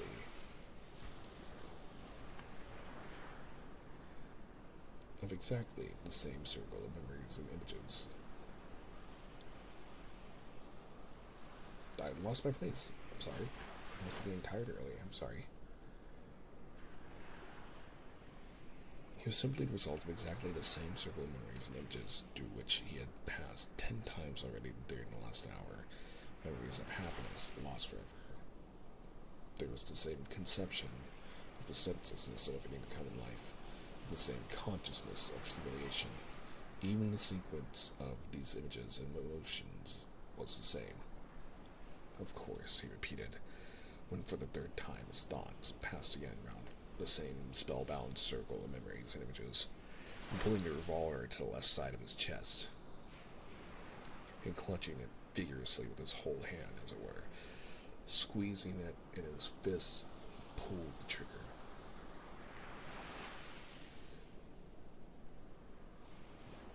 He did not hear the sound of the shot, but a violent blow on his chest sent him reeling. He tried to clutch at the edge of the table, dropped the revolver, staggered, and sat down on the ground, looking about him in astonishment. He did not recognize his room, looking up from the ground, at the bent legs of the table, at the waste paper basket, and the tiger skin rug. The hurried, creaking steps of his servant coming through the drawing room brought him to his senses. He made an effort at thought, and was aware that he was on the floor, and seeing blood on the tiger skin rug and on his arm. He knew he had shot himself. "Idiotic mist," he said, fumbling after the revolver. The revolver was close beside him, and he saw it further off. Still feeling for it, he stretched out to the other side, and not being strong enough to keep his balance, fell over, streaming with blood. The elegant, whiskered manservant, who used to be continually complaining to his acquaintances of the delicacy of his nerves, was so panic-stricken on seeing his master lying on the floor that he left him losing blood while he ran for assistance. An hour later, Varya, his brother's wife, had arrived, and with the assistance of 3 doctors, whom she had sent for in all directions, and who had all appeared at the same moment, she got the wounded man to bed, and remained to nurse him. Damn.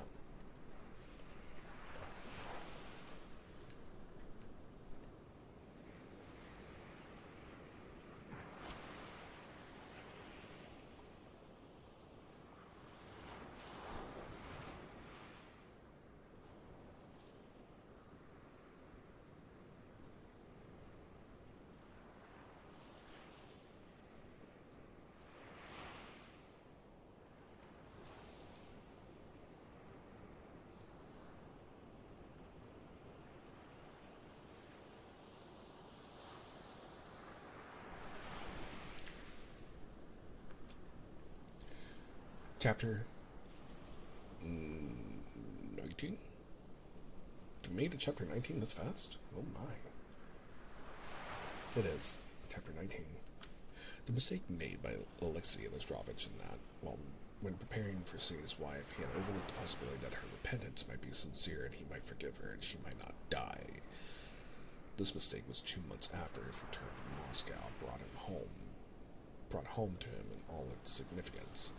But a mistake made by him had arisen not simply from his having overlooked that contingency, but also from the fact that until that day of his interview with his dying wife, he had not known in his own heart.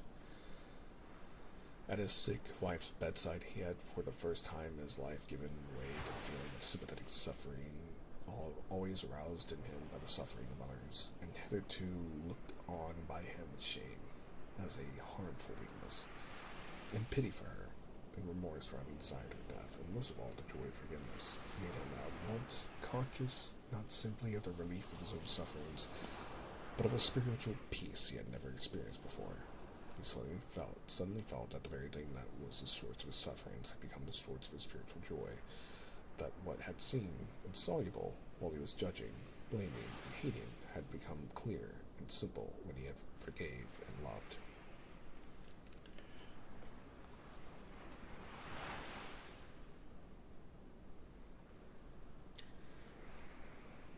He forgave his wife and pitied her for her sufferings and remorse. He forgave Vronsky and pitied him, especially after reports reached him of his despairing action. He felt more for his son than before, and he blamed himself now for having taken too little interest in him. But for the little newborn baby, he felt a quite peculiar sentiment, not of pity only, but of tenderness. At first, from a feeling of compassion alone, he had been interested in the dead living creature. It was not his child, and it was cast on one side during her mother's illness, and would certainly have died if he had not troubled about her. And he did not himself observe. So he saved her. Really? And he did not himself observe how fond he had become of her. He would go into the nursery several times a day and sit there for a long while, so that the nurses who were first afraid of him got quite used to his presence. Sometimes for half an hour at a stretch he would sit silently gazing at the saffron-red, downy, wrinkled face of the sleepy baby, watching the movements of the frowning brows and the fat little hands, clenched fingers that rubbed little eyes and nose. At such moments particularly, Alexandrovich had a sense of perfect peace and inward harmony, and saw nothing extraordinary in his position, nothing to be changed.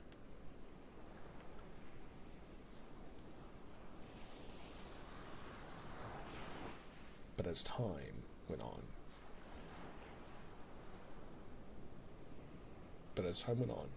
he saw more and more distinctly that however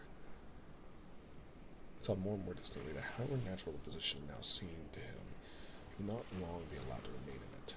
He felt that besides his blessed spiritual force controlling his soul, there was another, a brutal force as powerful and more powerful, which controlled his life, and that this force would not allow him that humble peace he longed for.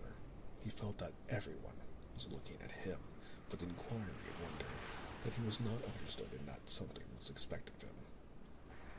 Above all, he felt that instability and unnaturalness of his relations with his wife.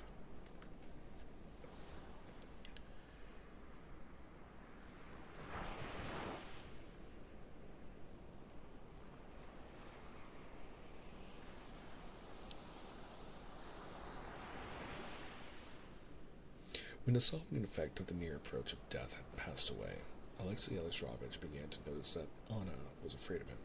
It let ease with him. It could not look him straight in the face. She seemed to be wanting and not daring to tell him something. As though foreseeing their present relations could not continue, she seemed to be expecting something from him.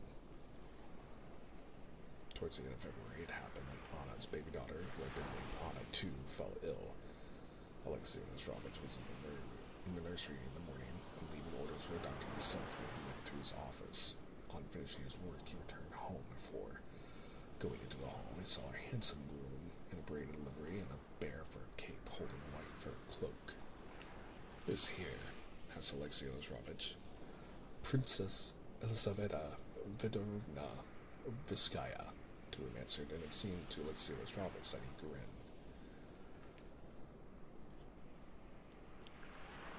During all this difficult time, Alexei Alexandrovich had noticed that his worldly acquaintances, especially women, took a peculiar interest in him and his wife.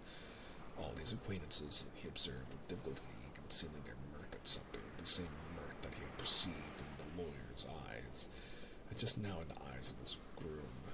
Everyone seemed somehow hugely delighted, as though they had just been at a wedding. When they met him, with ill-disguised enjoyment, they inquired after his wife's death. The presence of Princess Verskaya was unpleasant to Alexei Alexandrovich from his association with her, and also because he disliked her, and he went straight to the nursery.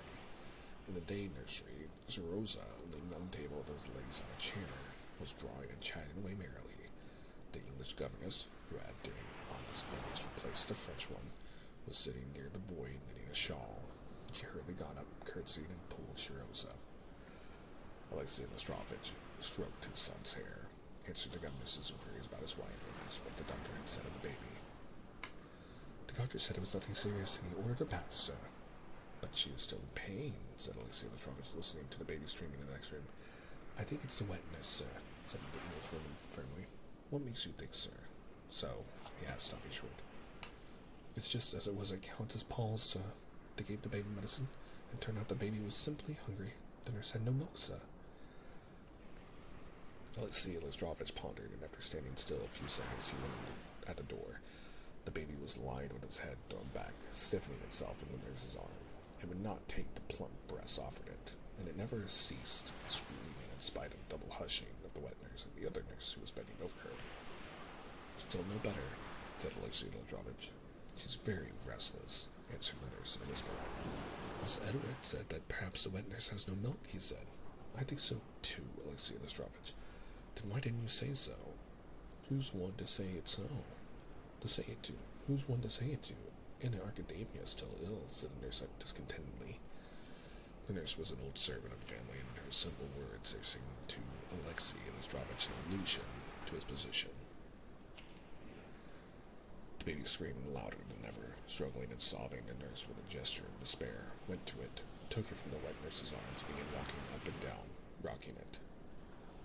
You must ask the doctor to examine the wet nurse, said Alexei Petrovich, the smartly dressed and healthy-looking nurse, frightening at the idea of losing her place, and muttered something to herself and covering her bosom, smiled contemptuously at the idea of doubts being cast on her about its milk.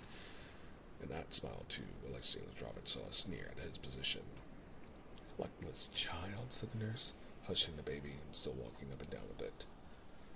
Alexei Petrovich sat down with a despondent and suffering face, watching the nurse walking to and fro.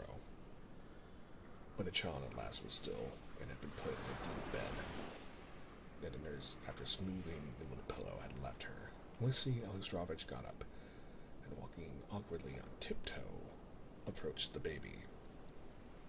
For a minute he was still, with the same despondent face gazed at the baby, but all at once a smile that moved his hair and the skin of his forehead came out onto his face, and he went as softly out of the room. In the dining room he rang the bell and told the servant he came in to send again for the doctor. He felt vexed with his wife for not being anxious about this exquisite baby, and in his vexed humor he had no wish to go to her. He had no wish either to see Princess Betsy, but his wife might wonder why he did not go there as usual, and so, overcoming his disinclination, he went towards the bedroom. As he walked over the soft rug towards the door, he could not help but hear a conversation he did not want to hear. If he hadn't been going away, I could have understood your answer and his too, but your husband ought to be above that, Betsy was saying. It's not for my husband, it's for myself. I don't wish it. Don't say that, answered Anna's excited voice. Yes, but you must care to say goodbye to a man who shot himself on your account. That's just why I don't want to. With a dismayed and guilty expression, Alexei Petrovich stopped and would have gone back unobserved, but reflecting that this would be undignified, he turned back again, and clearing his throat, he went up to the bedroom. The voices were silent, and he went in. Anna, in a gray dressing gown, with a crop of short, clustering black curls on her round head, was sitting on a settee. The eagerness died out of her face as it always did at the sight of her husband. She dropped her head and looked around uneasily at Betsy.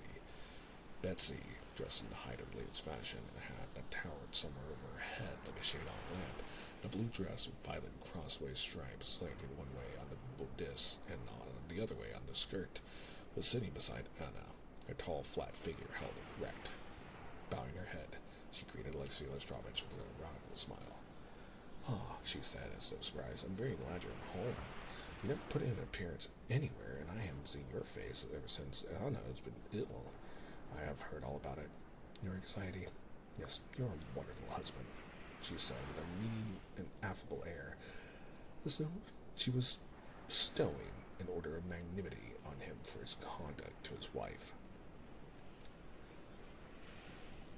Alexei bowed frigidly and kissing his wife's hand, asked how she was. Better, I think, she said, avoiding his eyes. But you've rather a feverish-looking color, he said. Lane stressed on the word feverish. We've been talking too much, said Betsy. I feel it's selfishness on my part, and I am going away. She got up, but Anna, suddenly flushing, quickly caught it in her hand. No, wait a minute, please, I must tell you. No, you. She turned to Alexei Ostrovich, and her neck and her brow were suffused with crimson. I won't and can't keep anything secret from you, she said. Alexei Ostrovich cracked his fingers and bowed his head. Betsy's been telling me that Count Vronsky wants to come here to say goodbye before his departure for Tashkent. She did not look at her husband, who was evidently in haste to have everything out, however hard it might be for her. I told her I could not receive him. You said, my dear, that would depend on Alexei Ostrovich, Betsy corrected her. Oh no, I can't receive him. And what object would there? She stopped suddenly, and glanced inquiringly at her husband. He did not look at her. In short, I don't wish it. Alexei Ostrovich advanced and would have taken her hand. Her first impulse was to jerk back her hand from the damp hand, big swollen veins that sought hers. But with an obvious effort to control herself, she pressed his hands. I am very grateful to you for your confidence, but, he said, feeling with confusion and annoyance that what he could decide easily and clearly by himself, he could not discuss before Princess Vrskaya, who to him stood for the incarnation of that brute force which would inevitably control him in the life he led in the eyes of the world, and hinder him from giving way to his feeling of love and forgiveness. He stopped short, looking at Princess Vrskaya. Well, goodbye, my darling, said Betsy. Getting up, she kissed Anna, and went out. Alexei Ostrovich escorted her out. Alexei Ostrovich, I knew you were truly magnanimous man, said Betsy, stopping in the little drawing room, and with special warmth shaking hands with him once more. I am an outsider, but I so love her and respect you that I venture to advise. Receive him. Alexei Vronsky is the soul of honor, and he is going away to Tashkent.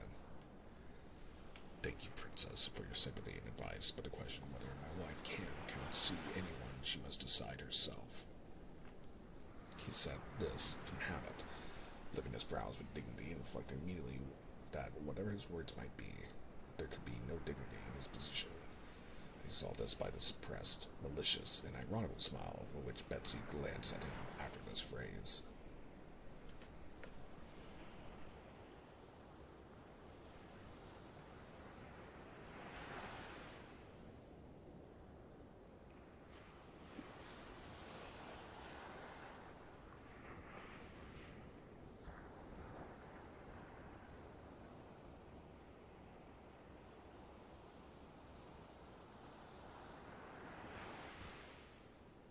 One second, I'm just giving my voice a break and gain some water.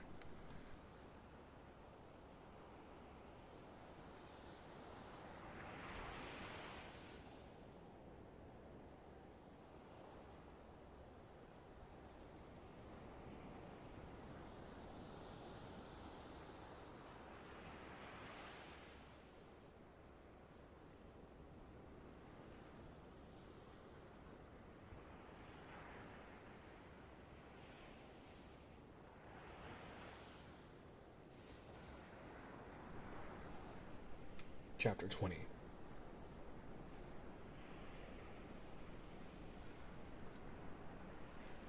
Alexei Ostrovich took leave of Betsy in the drawing room and went to his wife. She was lying down, but hearing his steps, she sat up hastily in her former attitude and looked in a scared way at him. He saw she had been crying. I am very grateful for your confidence in me, he repeated gently in Russian the phrase he had said in Betsy's presence in French, and sat down beside her. When he spoke to her in Russian, using a Russian thou of intimacy and affection, it was insufferably irritating to Anna, and I am very grateful for your decision. I, too, imagine that since he is going away, there is no sort of necessity for Count Vronsky to come here. However, if... I've already said so already, so why repeat it? Anna suddenly interrupted him with irritation she could not succeed in repressing. No sort of necessity, she thought, for a man to come and say goodbye to the woman he loves, for whom he was ready to ruin himself, and has ruined himself, and could not live without him. no sort of necessity. She compressed her lips and dropped her burning eyes to his hands with their swollen veins. They were rubbing each other. Let us never speak of it, she added more calmly. I have left this question to you to decide, and I'm very glad to see it, Alexei Lestrovich was beginning. That my wish coincides with your own, she finished quickly, exasperated as talking so slowly while she knew beforehand all he would say.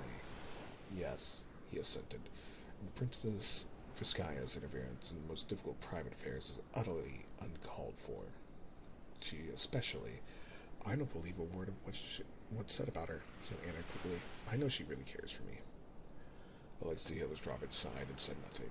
She played nervously with the tassel of her dressing gown, glancing at him with that torturing sensation of physical repulsion for which she blamed herself, though she could not control it. Her only desire now was to be rid of his oppressive presence. I have just sent for the doctor, said Alexei Lestrovich. I am very well. What do I want a doctor for? No, the little one who cries. And then they say the nurse hasn't enough milk. Why didn't you let me nurse her when I begged to, anyway? Alexei Lestrovich knew what was meant by that anyway. She's a baby, and they're killing her. She rang the bell and ordered the baby to be brought to her. I begged to nurse her, and I wasn't allowed to, and now I'm blamed for it.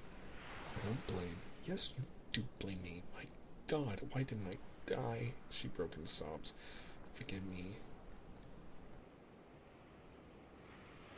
I'm nervous. I'm unjust, she said, controlling herself. But do go away.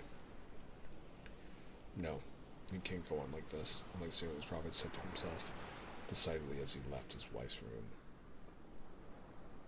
Never had the impossibility of his position in the world's eyes and his wife's hatred of him, and altogether the might of that mysterious brutal force that guided his life against his spiritual inclination and exacted conformity with his decrees and change in his attitude to his wife, been presented to him with such distinctness as that day. He saw clearly that all the world and his wife expected of him something, but what exactly he could not make out. He felt that this was rousing in his soul a feeling of anger destructive of his peace of mind and of all the good of his achievement. He believed that for Anna herself it would be better to break off all relations with Vronsky, but if they all thought this out of the question, he was even ready to allow these relations to be renewed, so long as the children were not disgraced, and he was not deprived of them, nor forced to change his position. Bad as this might be, it is anyway better than a rupture, which would put her in a hopeless and shameful position, and deprive him of everything he cared for. But he felt helpless. He knew beforehand that everyone was against him, and that he would not be allowed to do what seemed to him now so natural and right, but would be forced to do what was wrong, though it seemed the proper thing to them.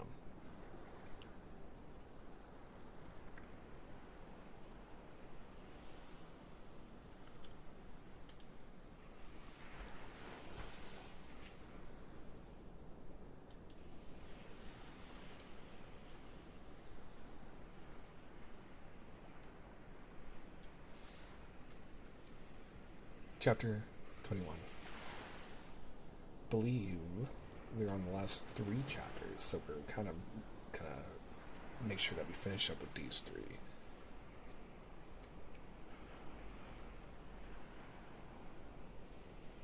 Chapter 21. Before Betsy had time to walk out of the drawing room, she was met in the doorway by Stepan Arkadyevich, who had just come from Yevsev's, where a consignment of fresh oysters had been received. "Ah, Princess, what a delightful meeting," he began. "I've been to see you." "A meeting for 1 minute, before I'm going," said Betsy, smiling and putting on her glove. "Oh, don't put your glove on yet. Princess, let me kiss your hand. There's nothing I'm so thankful for to the revival of the old fashions for as to kissing the hand." He kissed Betsy's hand. "When shall we see each other?" "You don't deserve it," answered Betsy, smiling. "Oh, yes, I deserve a great deal, for I've become a most serious person. I don't only manage my own affairs, but other people's too, he said with a significant expression. Oh, I'm so glad, answered Betsy, at once understanding that he was speaking of Anna, and going back into the drawing room. They stood in the corner. He's killing her, said Betsy in a whisper full of meaning. It's impossible. Impossible. I'm so glad you think so, said Stepan Arkadyevich, shaking his head with a serious and sympathetically distressed expression. That's what I've come to Petersburg for. The whole town's talking of it, she said. It's an impossible position. She pines and pines away. He doesn't understand that she's one of those women who can't trifle with their feelings. Oh my God. He doesn't understand that she's one of those women who can't trifle with their feelings. One of two things: either let him take her away, act with energy, or give her a divorce. This is stifling her. Yes, just so, Blonsky said, sighing. That's what I've come for. At least not solely for that. I've been made a come-a-hair. Of course, one has to say thank you, but the chief thing was having to settle this. Well, God help you, said Betsy. After accompanying Betsy to an outside hall, once more kissing her hand above the glove at the point where the pulse beats, and murmuring to her such unseemly nonsense that she didn't know whether to laugh or be angry, Stepan Arkadyevich went to his sister. He found her in tears. Although he happened to be bubbling over with good spirits, Stepan Arkadyevich immediately and quite naturally fell into its sympathetic, poetically emotional tone which harmonized with her mood. He asked her how she was and how she had spent the morning. Very, very miserably. Today and this morning and all past days and days to come, she said. I think you're giving way to pessimism. You must rouse yourself. You must look life in the face. I know it's hard, but I have heard it said that women love men even for their vices. Anna began suddenly, but I hate him for his virtues. I can't live with him. Do you understand? The sight of him has a physical effect on me. It makes me beside myself. I can't live with him. What am I to do? What am I to do? I've been unhappy and used to think one can be more unhappy, but the awful state of things I'm going through now, I can never have conceived. Would you believe it? That knowing he's a good man, a splendid man, that I'm not worth his little finger, still I hate him. Still I hate him for his generosity, and there's nothing left for me but... She would have said death, but Stepan Arkadyevich would not let her finish. You are ill and overwrought, he said. Believe me, you're exaggerating dreadfully. There's something so terrible in it. And Stepan Arkadyevich smiled. No one else in Stepan Arkadyevich's place having to do with such despair would have ventured to smile. The smile would have seemed brutal, but in his smile there was so much of sweetness and almost feminine tenderness that his smile did not wound, but softened and soothed. His gentle, soothing words and smiles were as soothing and softening as almond oil, and Anna soon felt this. No, Stiva, she said, I'm lost, worse than lost. I can't say yet that all is over. On the contrary, I think that it's not over. I'm an overstrained string that must snap. But it's not ended yet, and will have a fearful end.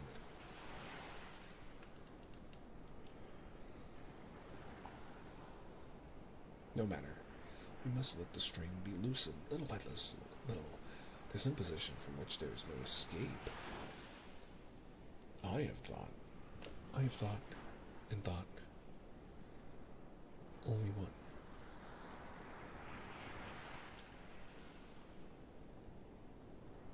Again, he knew from her terrified eyes that this one way of escape, and her thought was death. And he would not let her say it all. Would not let her say it. Not at all, he said. Listen to me. You can't see your own position as I can. Let me tell you candidly my opinion. Again, he smiled discreetly, his almond oil smile. I'll begin from the beginning. You married a man 20 years older than yourself. You married him without love, not knowing what love was. It was a mistake. Let's admit. A fearful mistake, said Anna. But I repeat, it's an accomplished fact. Then you had, let us say, the misfortune to love a man not your husband. That was a misfortune, but that too is an accomplished fact, and your husband knew it and forgave it. He stopped at each sentence, waiting for her to object, but she made no answer. That's so. Now the question is, can you go on living with your husband? Do you wish it? Does he Does he wish it? I know nothing. Nothing. But you said yourself that you can't endure him. No, I didn't say so. I deny it. I can't tell. I don't know anything about it. Yes, but you can't understand. I feel like I'm lying head downwards in a sort of pit, but I ought not to save myself, and I can't. Never mind. We'll slip something under and pull you out. I understand you. I understand you can't take it on yourself to express your wishes, your feelings. There's nothing I wish except for it all to be over. But he sees this and knows it. And do you suppose it weighs on him any less than you? You're wretched. He's wretched. And what good can come of it? While divorce would solve the difficulty completely, with some effort, Stepan Arkadyevich brought out his central idea and looked significantly at her. She said nothing, and shook her cropped head in assent, but from the look in her face that suddenly brightened into its old beauty, he saw that if she did not desire this, it was simply because it seemed to her unattainable happiness.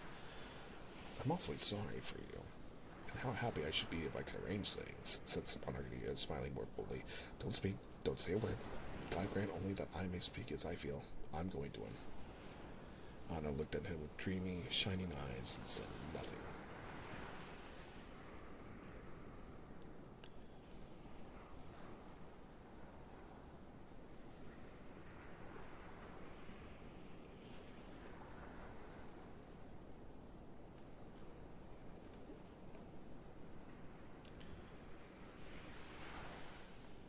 Do you have a sip of water?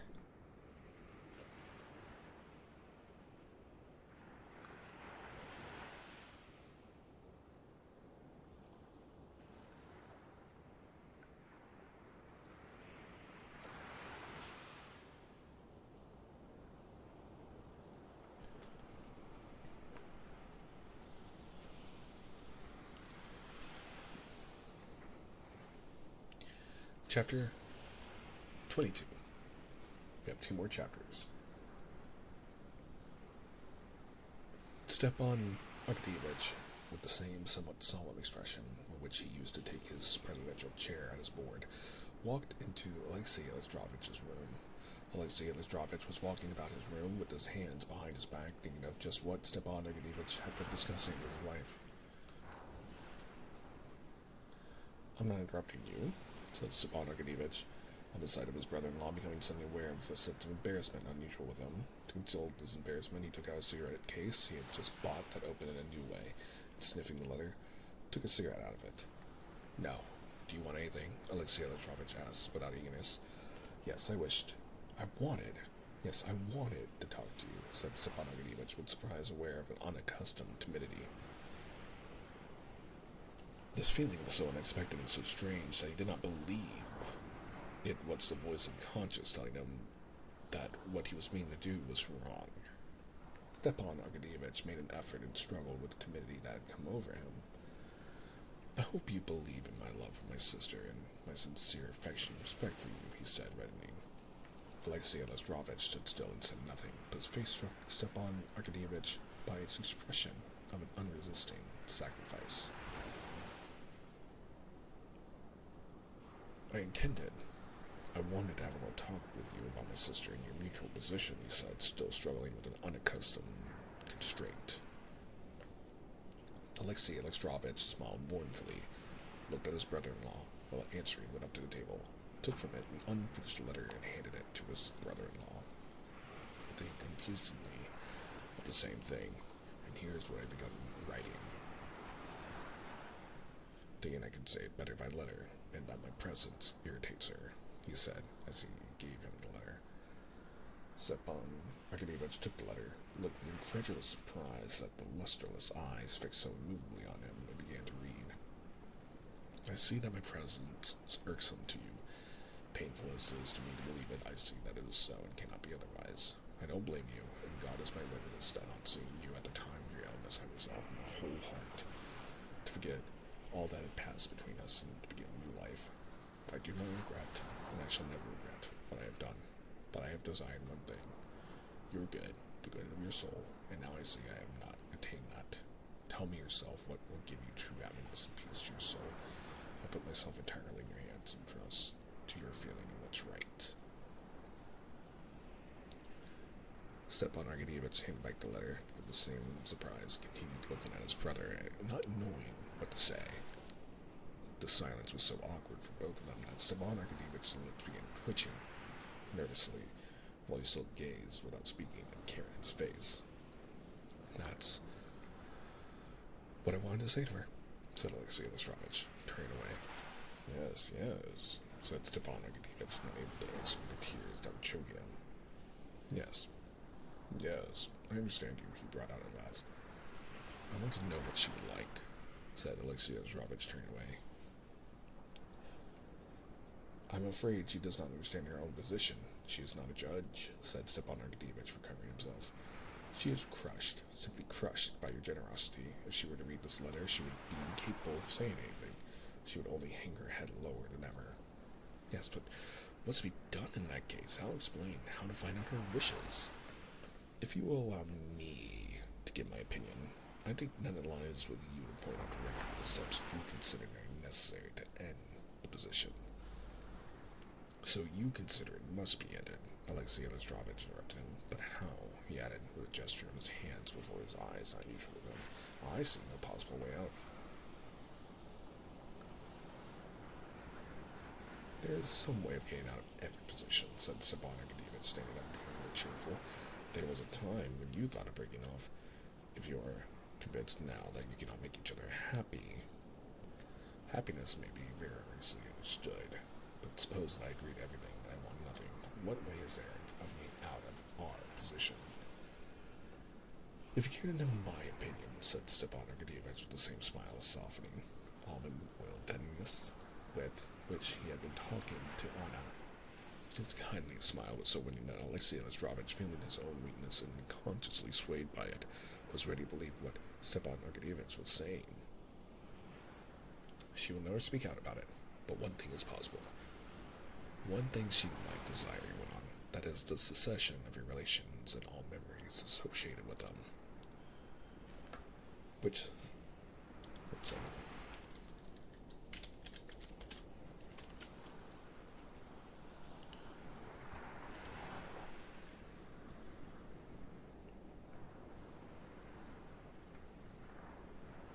To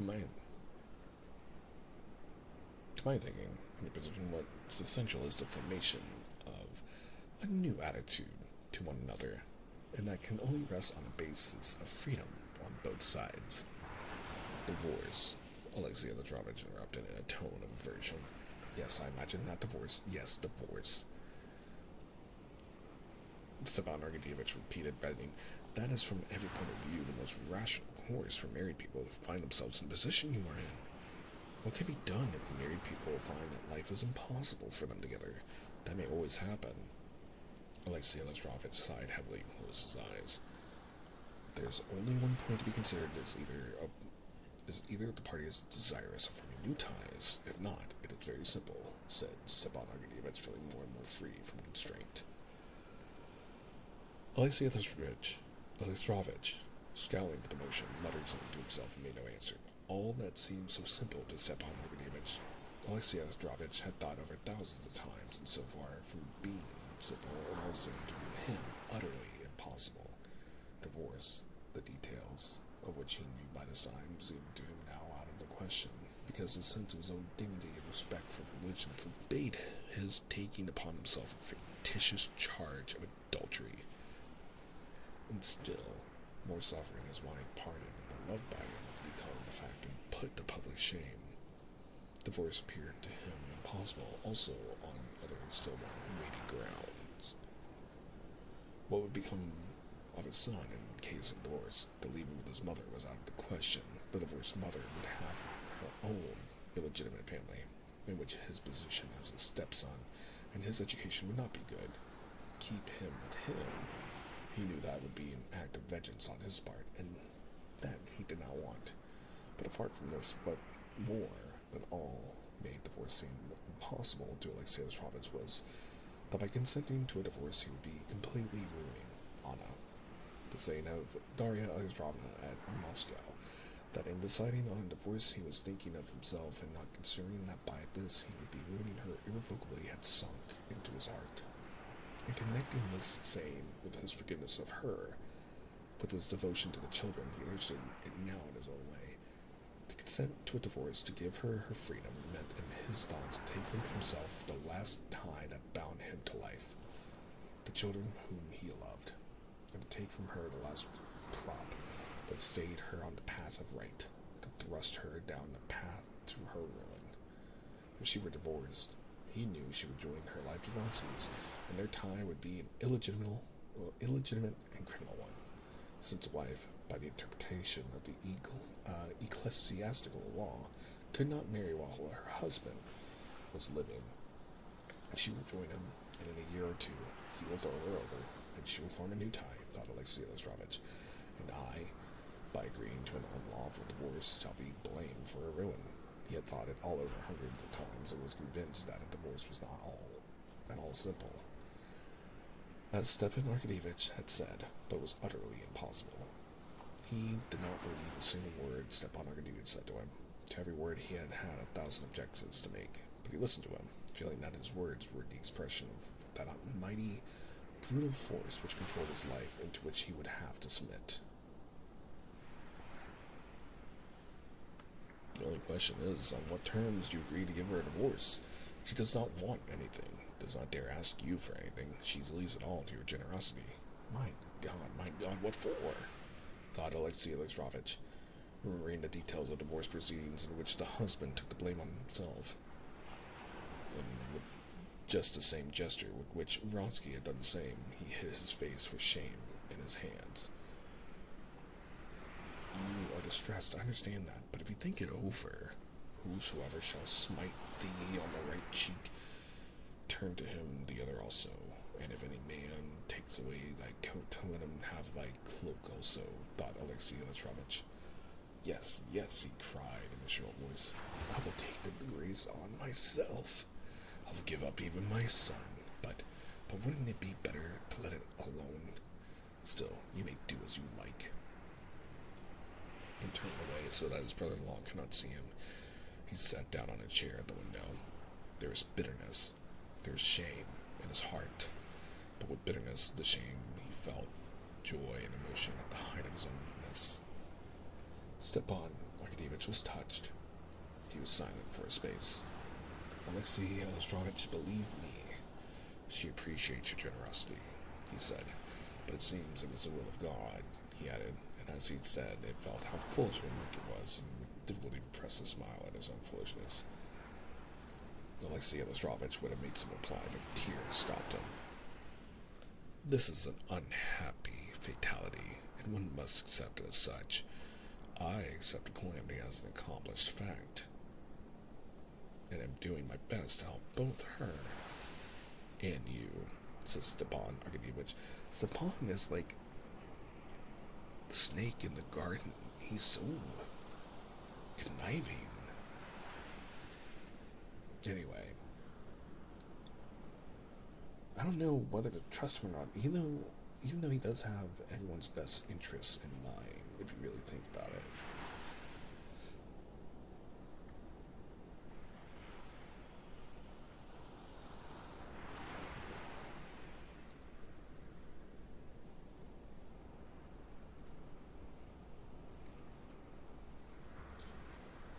When he went out of his brother-in-law's room, he was touched. But that did not prevent him from being glad he had successfully brought the matter to a conclusion, for he felt certain Alexei Alexandrovich would not go back on his words. To this, satisfaction was added to the fact that an idea had just struck him for a riddle, turning on his successful achievement, that when the affair was over, he would ask his wife and most intimate friends. He put this riddle into 2 or 3 different ways.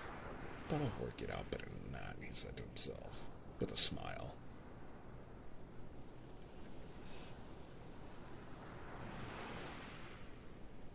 Chapter 23, and we rejoin Vronsky. Vronsky's wound had been a dangerous one, though it did not touch the heart, and for several days he had lain between life and death. The first time he was able to speak, Varya, his brother's wife, was alone in the room. Varya, he said, looking sternly at her, I shot myself by accident. Please, Never speak of it, and tell everyone so, or else it's too ridiculous.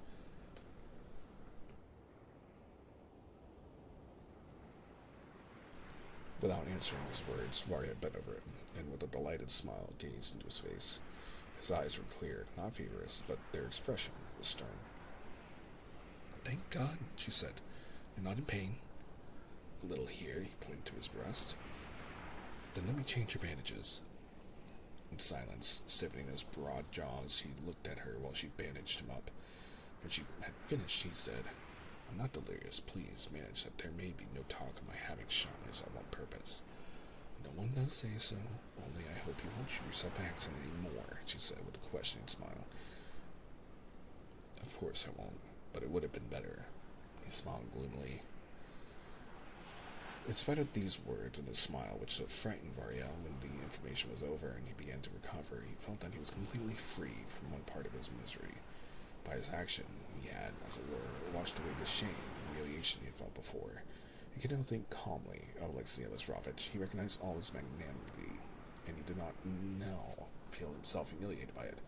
Besides, he got back again into the beaten track of his life. He saw the possibility of looking men in the face again without shame, and he could live in accordance with his own habits. One thing he could not pluck out of his heart, though he never ceased struggling with it, was a regret, amounting to despair, that he had lost her forever. That now, having expiated his sin against the husband, he was bound to renounce her, and never in the future to stand between her, with her repentance, and her husband. He had firmly decided in his heart, but he could not tear out of his heart his great regret at the loss of her love. He could not erase from his memory those moments of happiness that he had so little prize of time, and that haunted him in all their charm.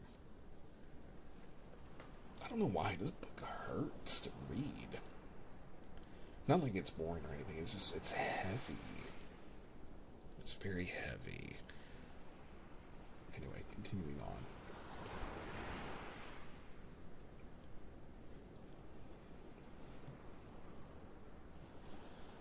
He could not erase from his memories those moments of happiness that he had so little prized at the time, and that haunted them all in their charm. Shapovalsky had planned his appointment at Toscan, and Vronsky agreed to the proposition without the slightest hesitation. But the nearer the time of departure came, the bitterer the sacrifice he was making to what he thought his duty. His wound had healed, and he was driving about making preparations for his departure for Toscan. To see her once, and then to bury myself to die, he thought. And as he was paying farewell visits, he uttered this thought to Betsy. Charged with this commission, Betsy had gone to Anna and brought him back a negative reply. So much the better, thought Vronsky when he received the news. It was a weakness, which would have shattered what strength I have left. Next day, Betsy herself came to him in the morning and announced that she had heard through Oblonsky as a positive fact that Alexei Alexandrovich had agreed to a divorce, and that therefore Vronsky could see Anna. Without even troubling himself to see Betsy out of his flat, forgetting all his resolutions, without asking when he could see her, where her husband was, Vronsky drove straight to the Karenins, ran up to the stairs, seeing no one and nothing, and with a rapid step, almost breaking into a run, he went into her room. And without considering, without noticing whether there was anyone in the room or not, he flung his arms around her and began to cover her face, her hands, her neck with kisses. Anna had been preparing herself for this meeting, and had thought what she would say to him, but she did not succeed in saying anything. His passion mastered her. She tried to calm him, to calm herself, but it was too late. His feeling infected her. Her lips trembled so that for a long while she could say nothing. Yes, you have conquered me, and I am yours, she said at last, pressing his hands to her bosom. So it had to be, he said. So long as we live, it must be so. I know it now. That's true, she said, getting whiter and whiter and resting his head. Still, there is something terrible in it after all that has happened. It will all pass. It will all pass, and we shall be so happy.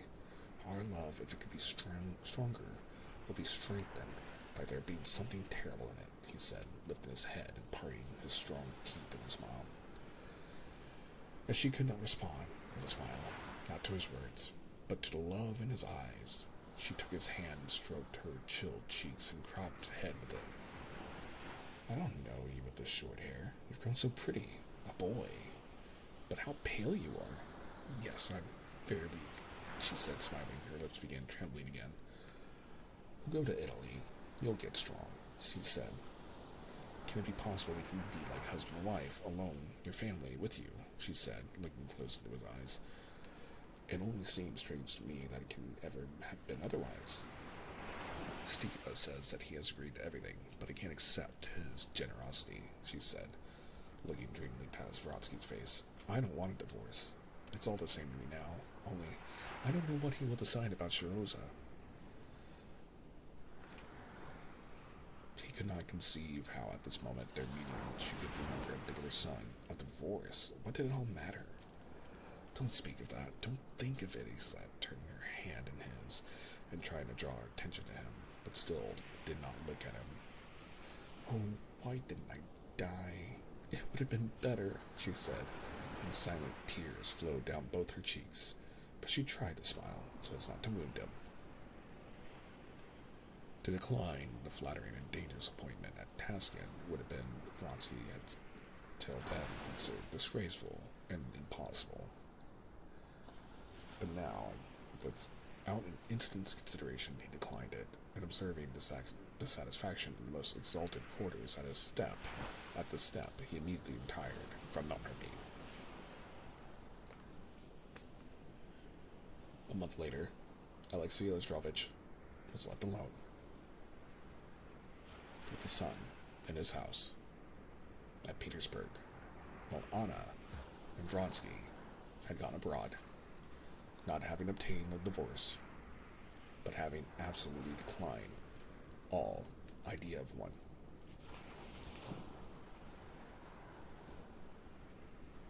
Wow, that was a big surprise for me. I wasn't expecting this.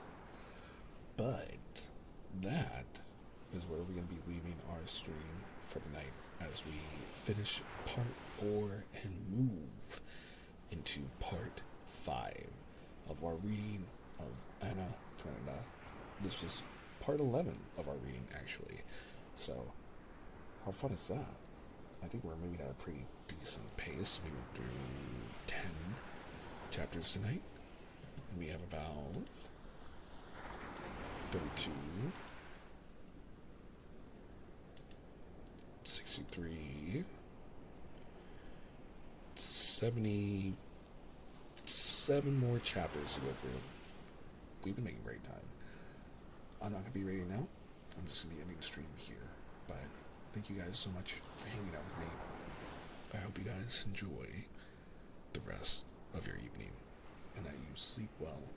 Get yourself something tasty to eat or drink.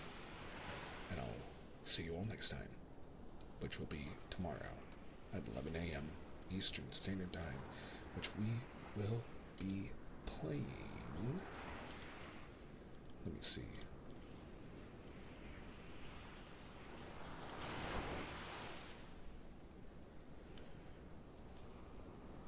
Tomorrow we'll be playing Hollow Knight at 11 a.m. Eastern Standard Time. Again, thank you all for hanging out with me. Have a wonderful evening. Sleep well, sweet dreams, and good night.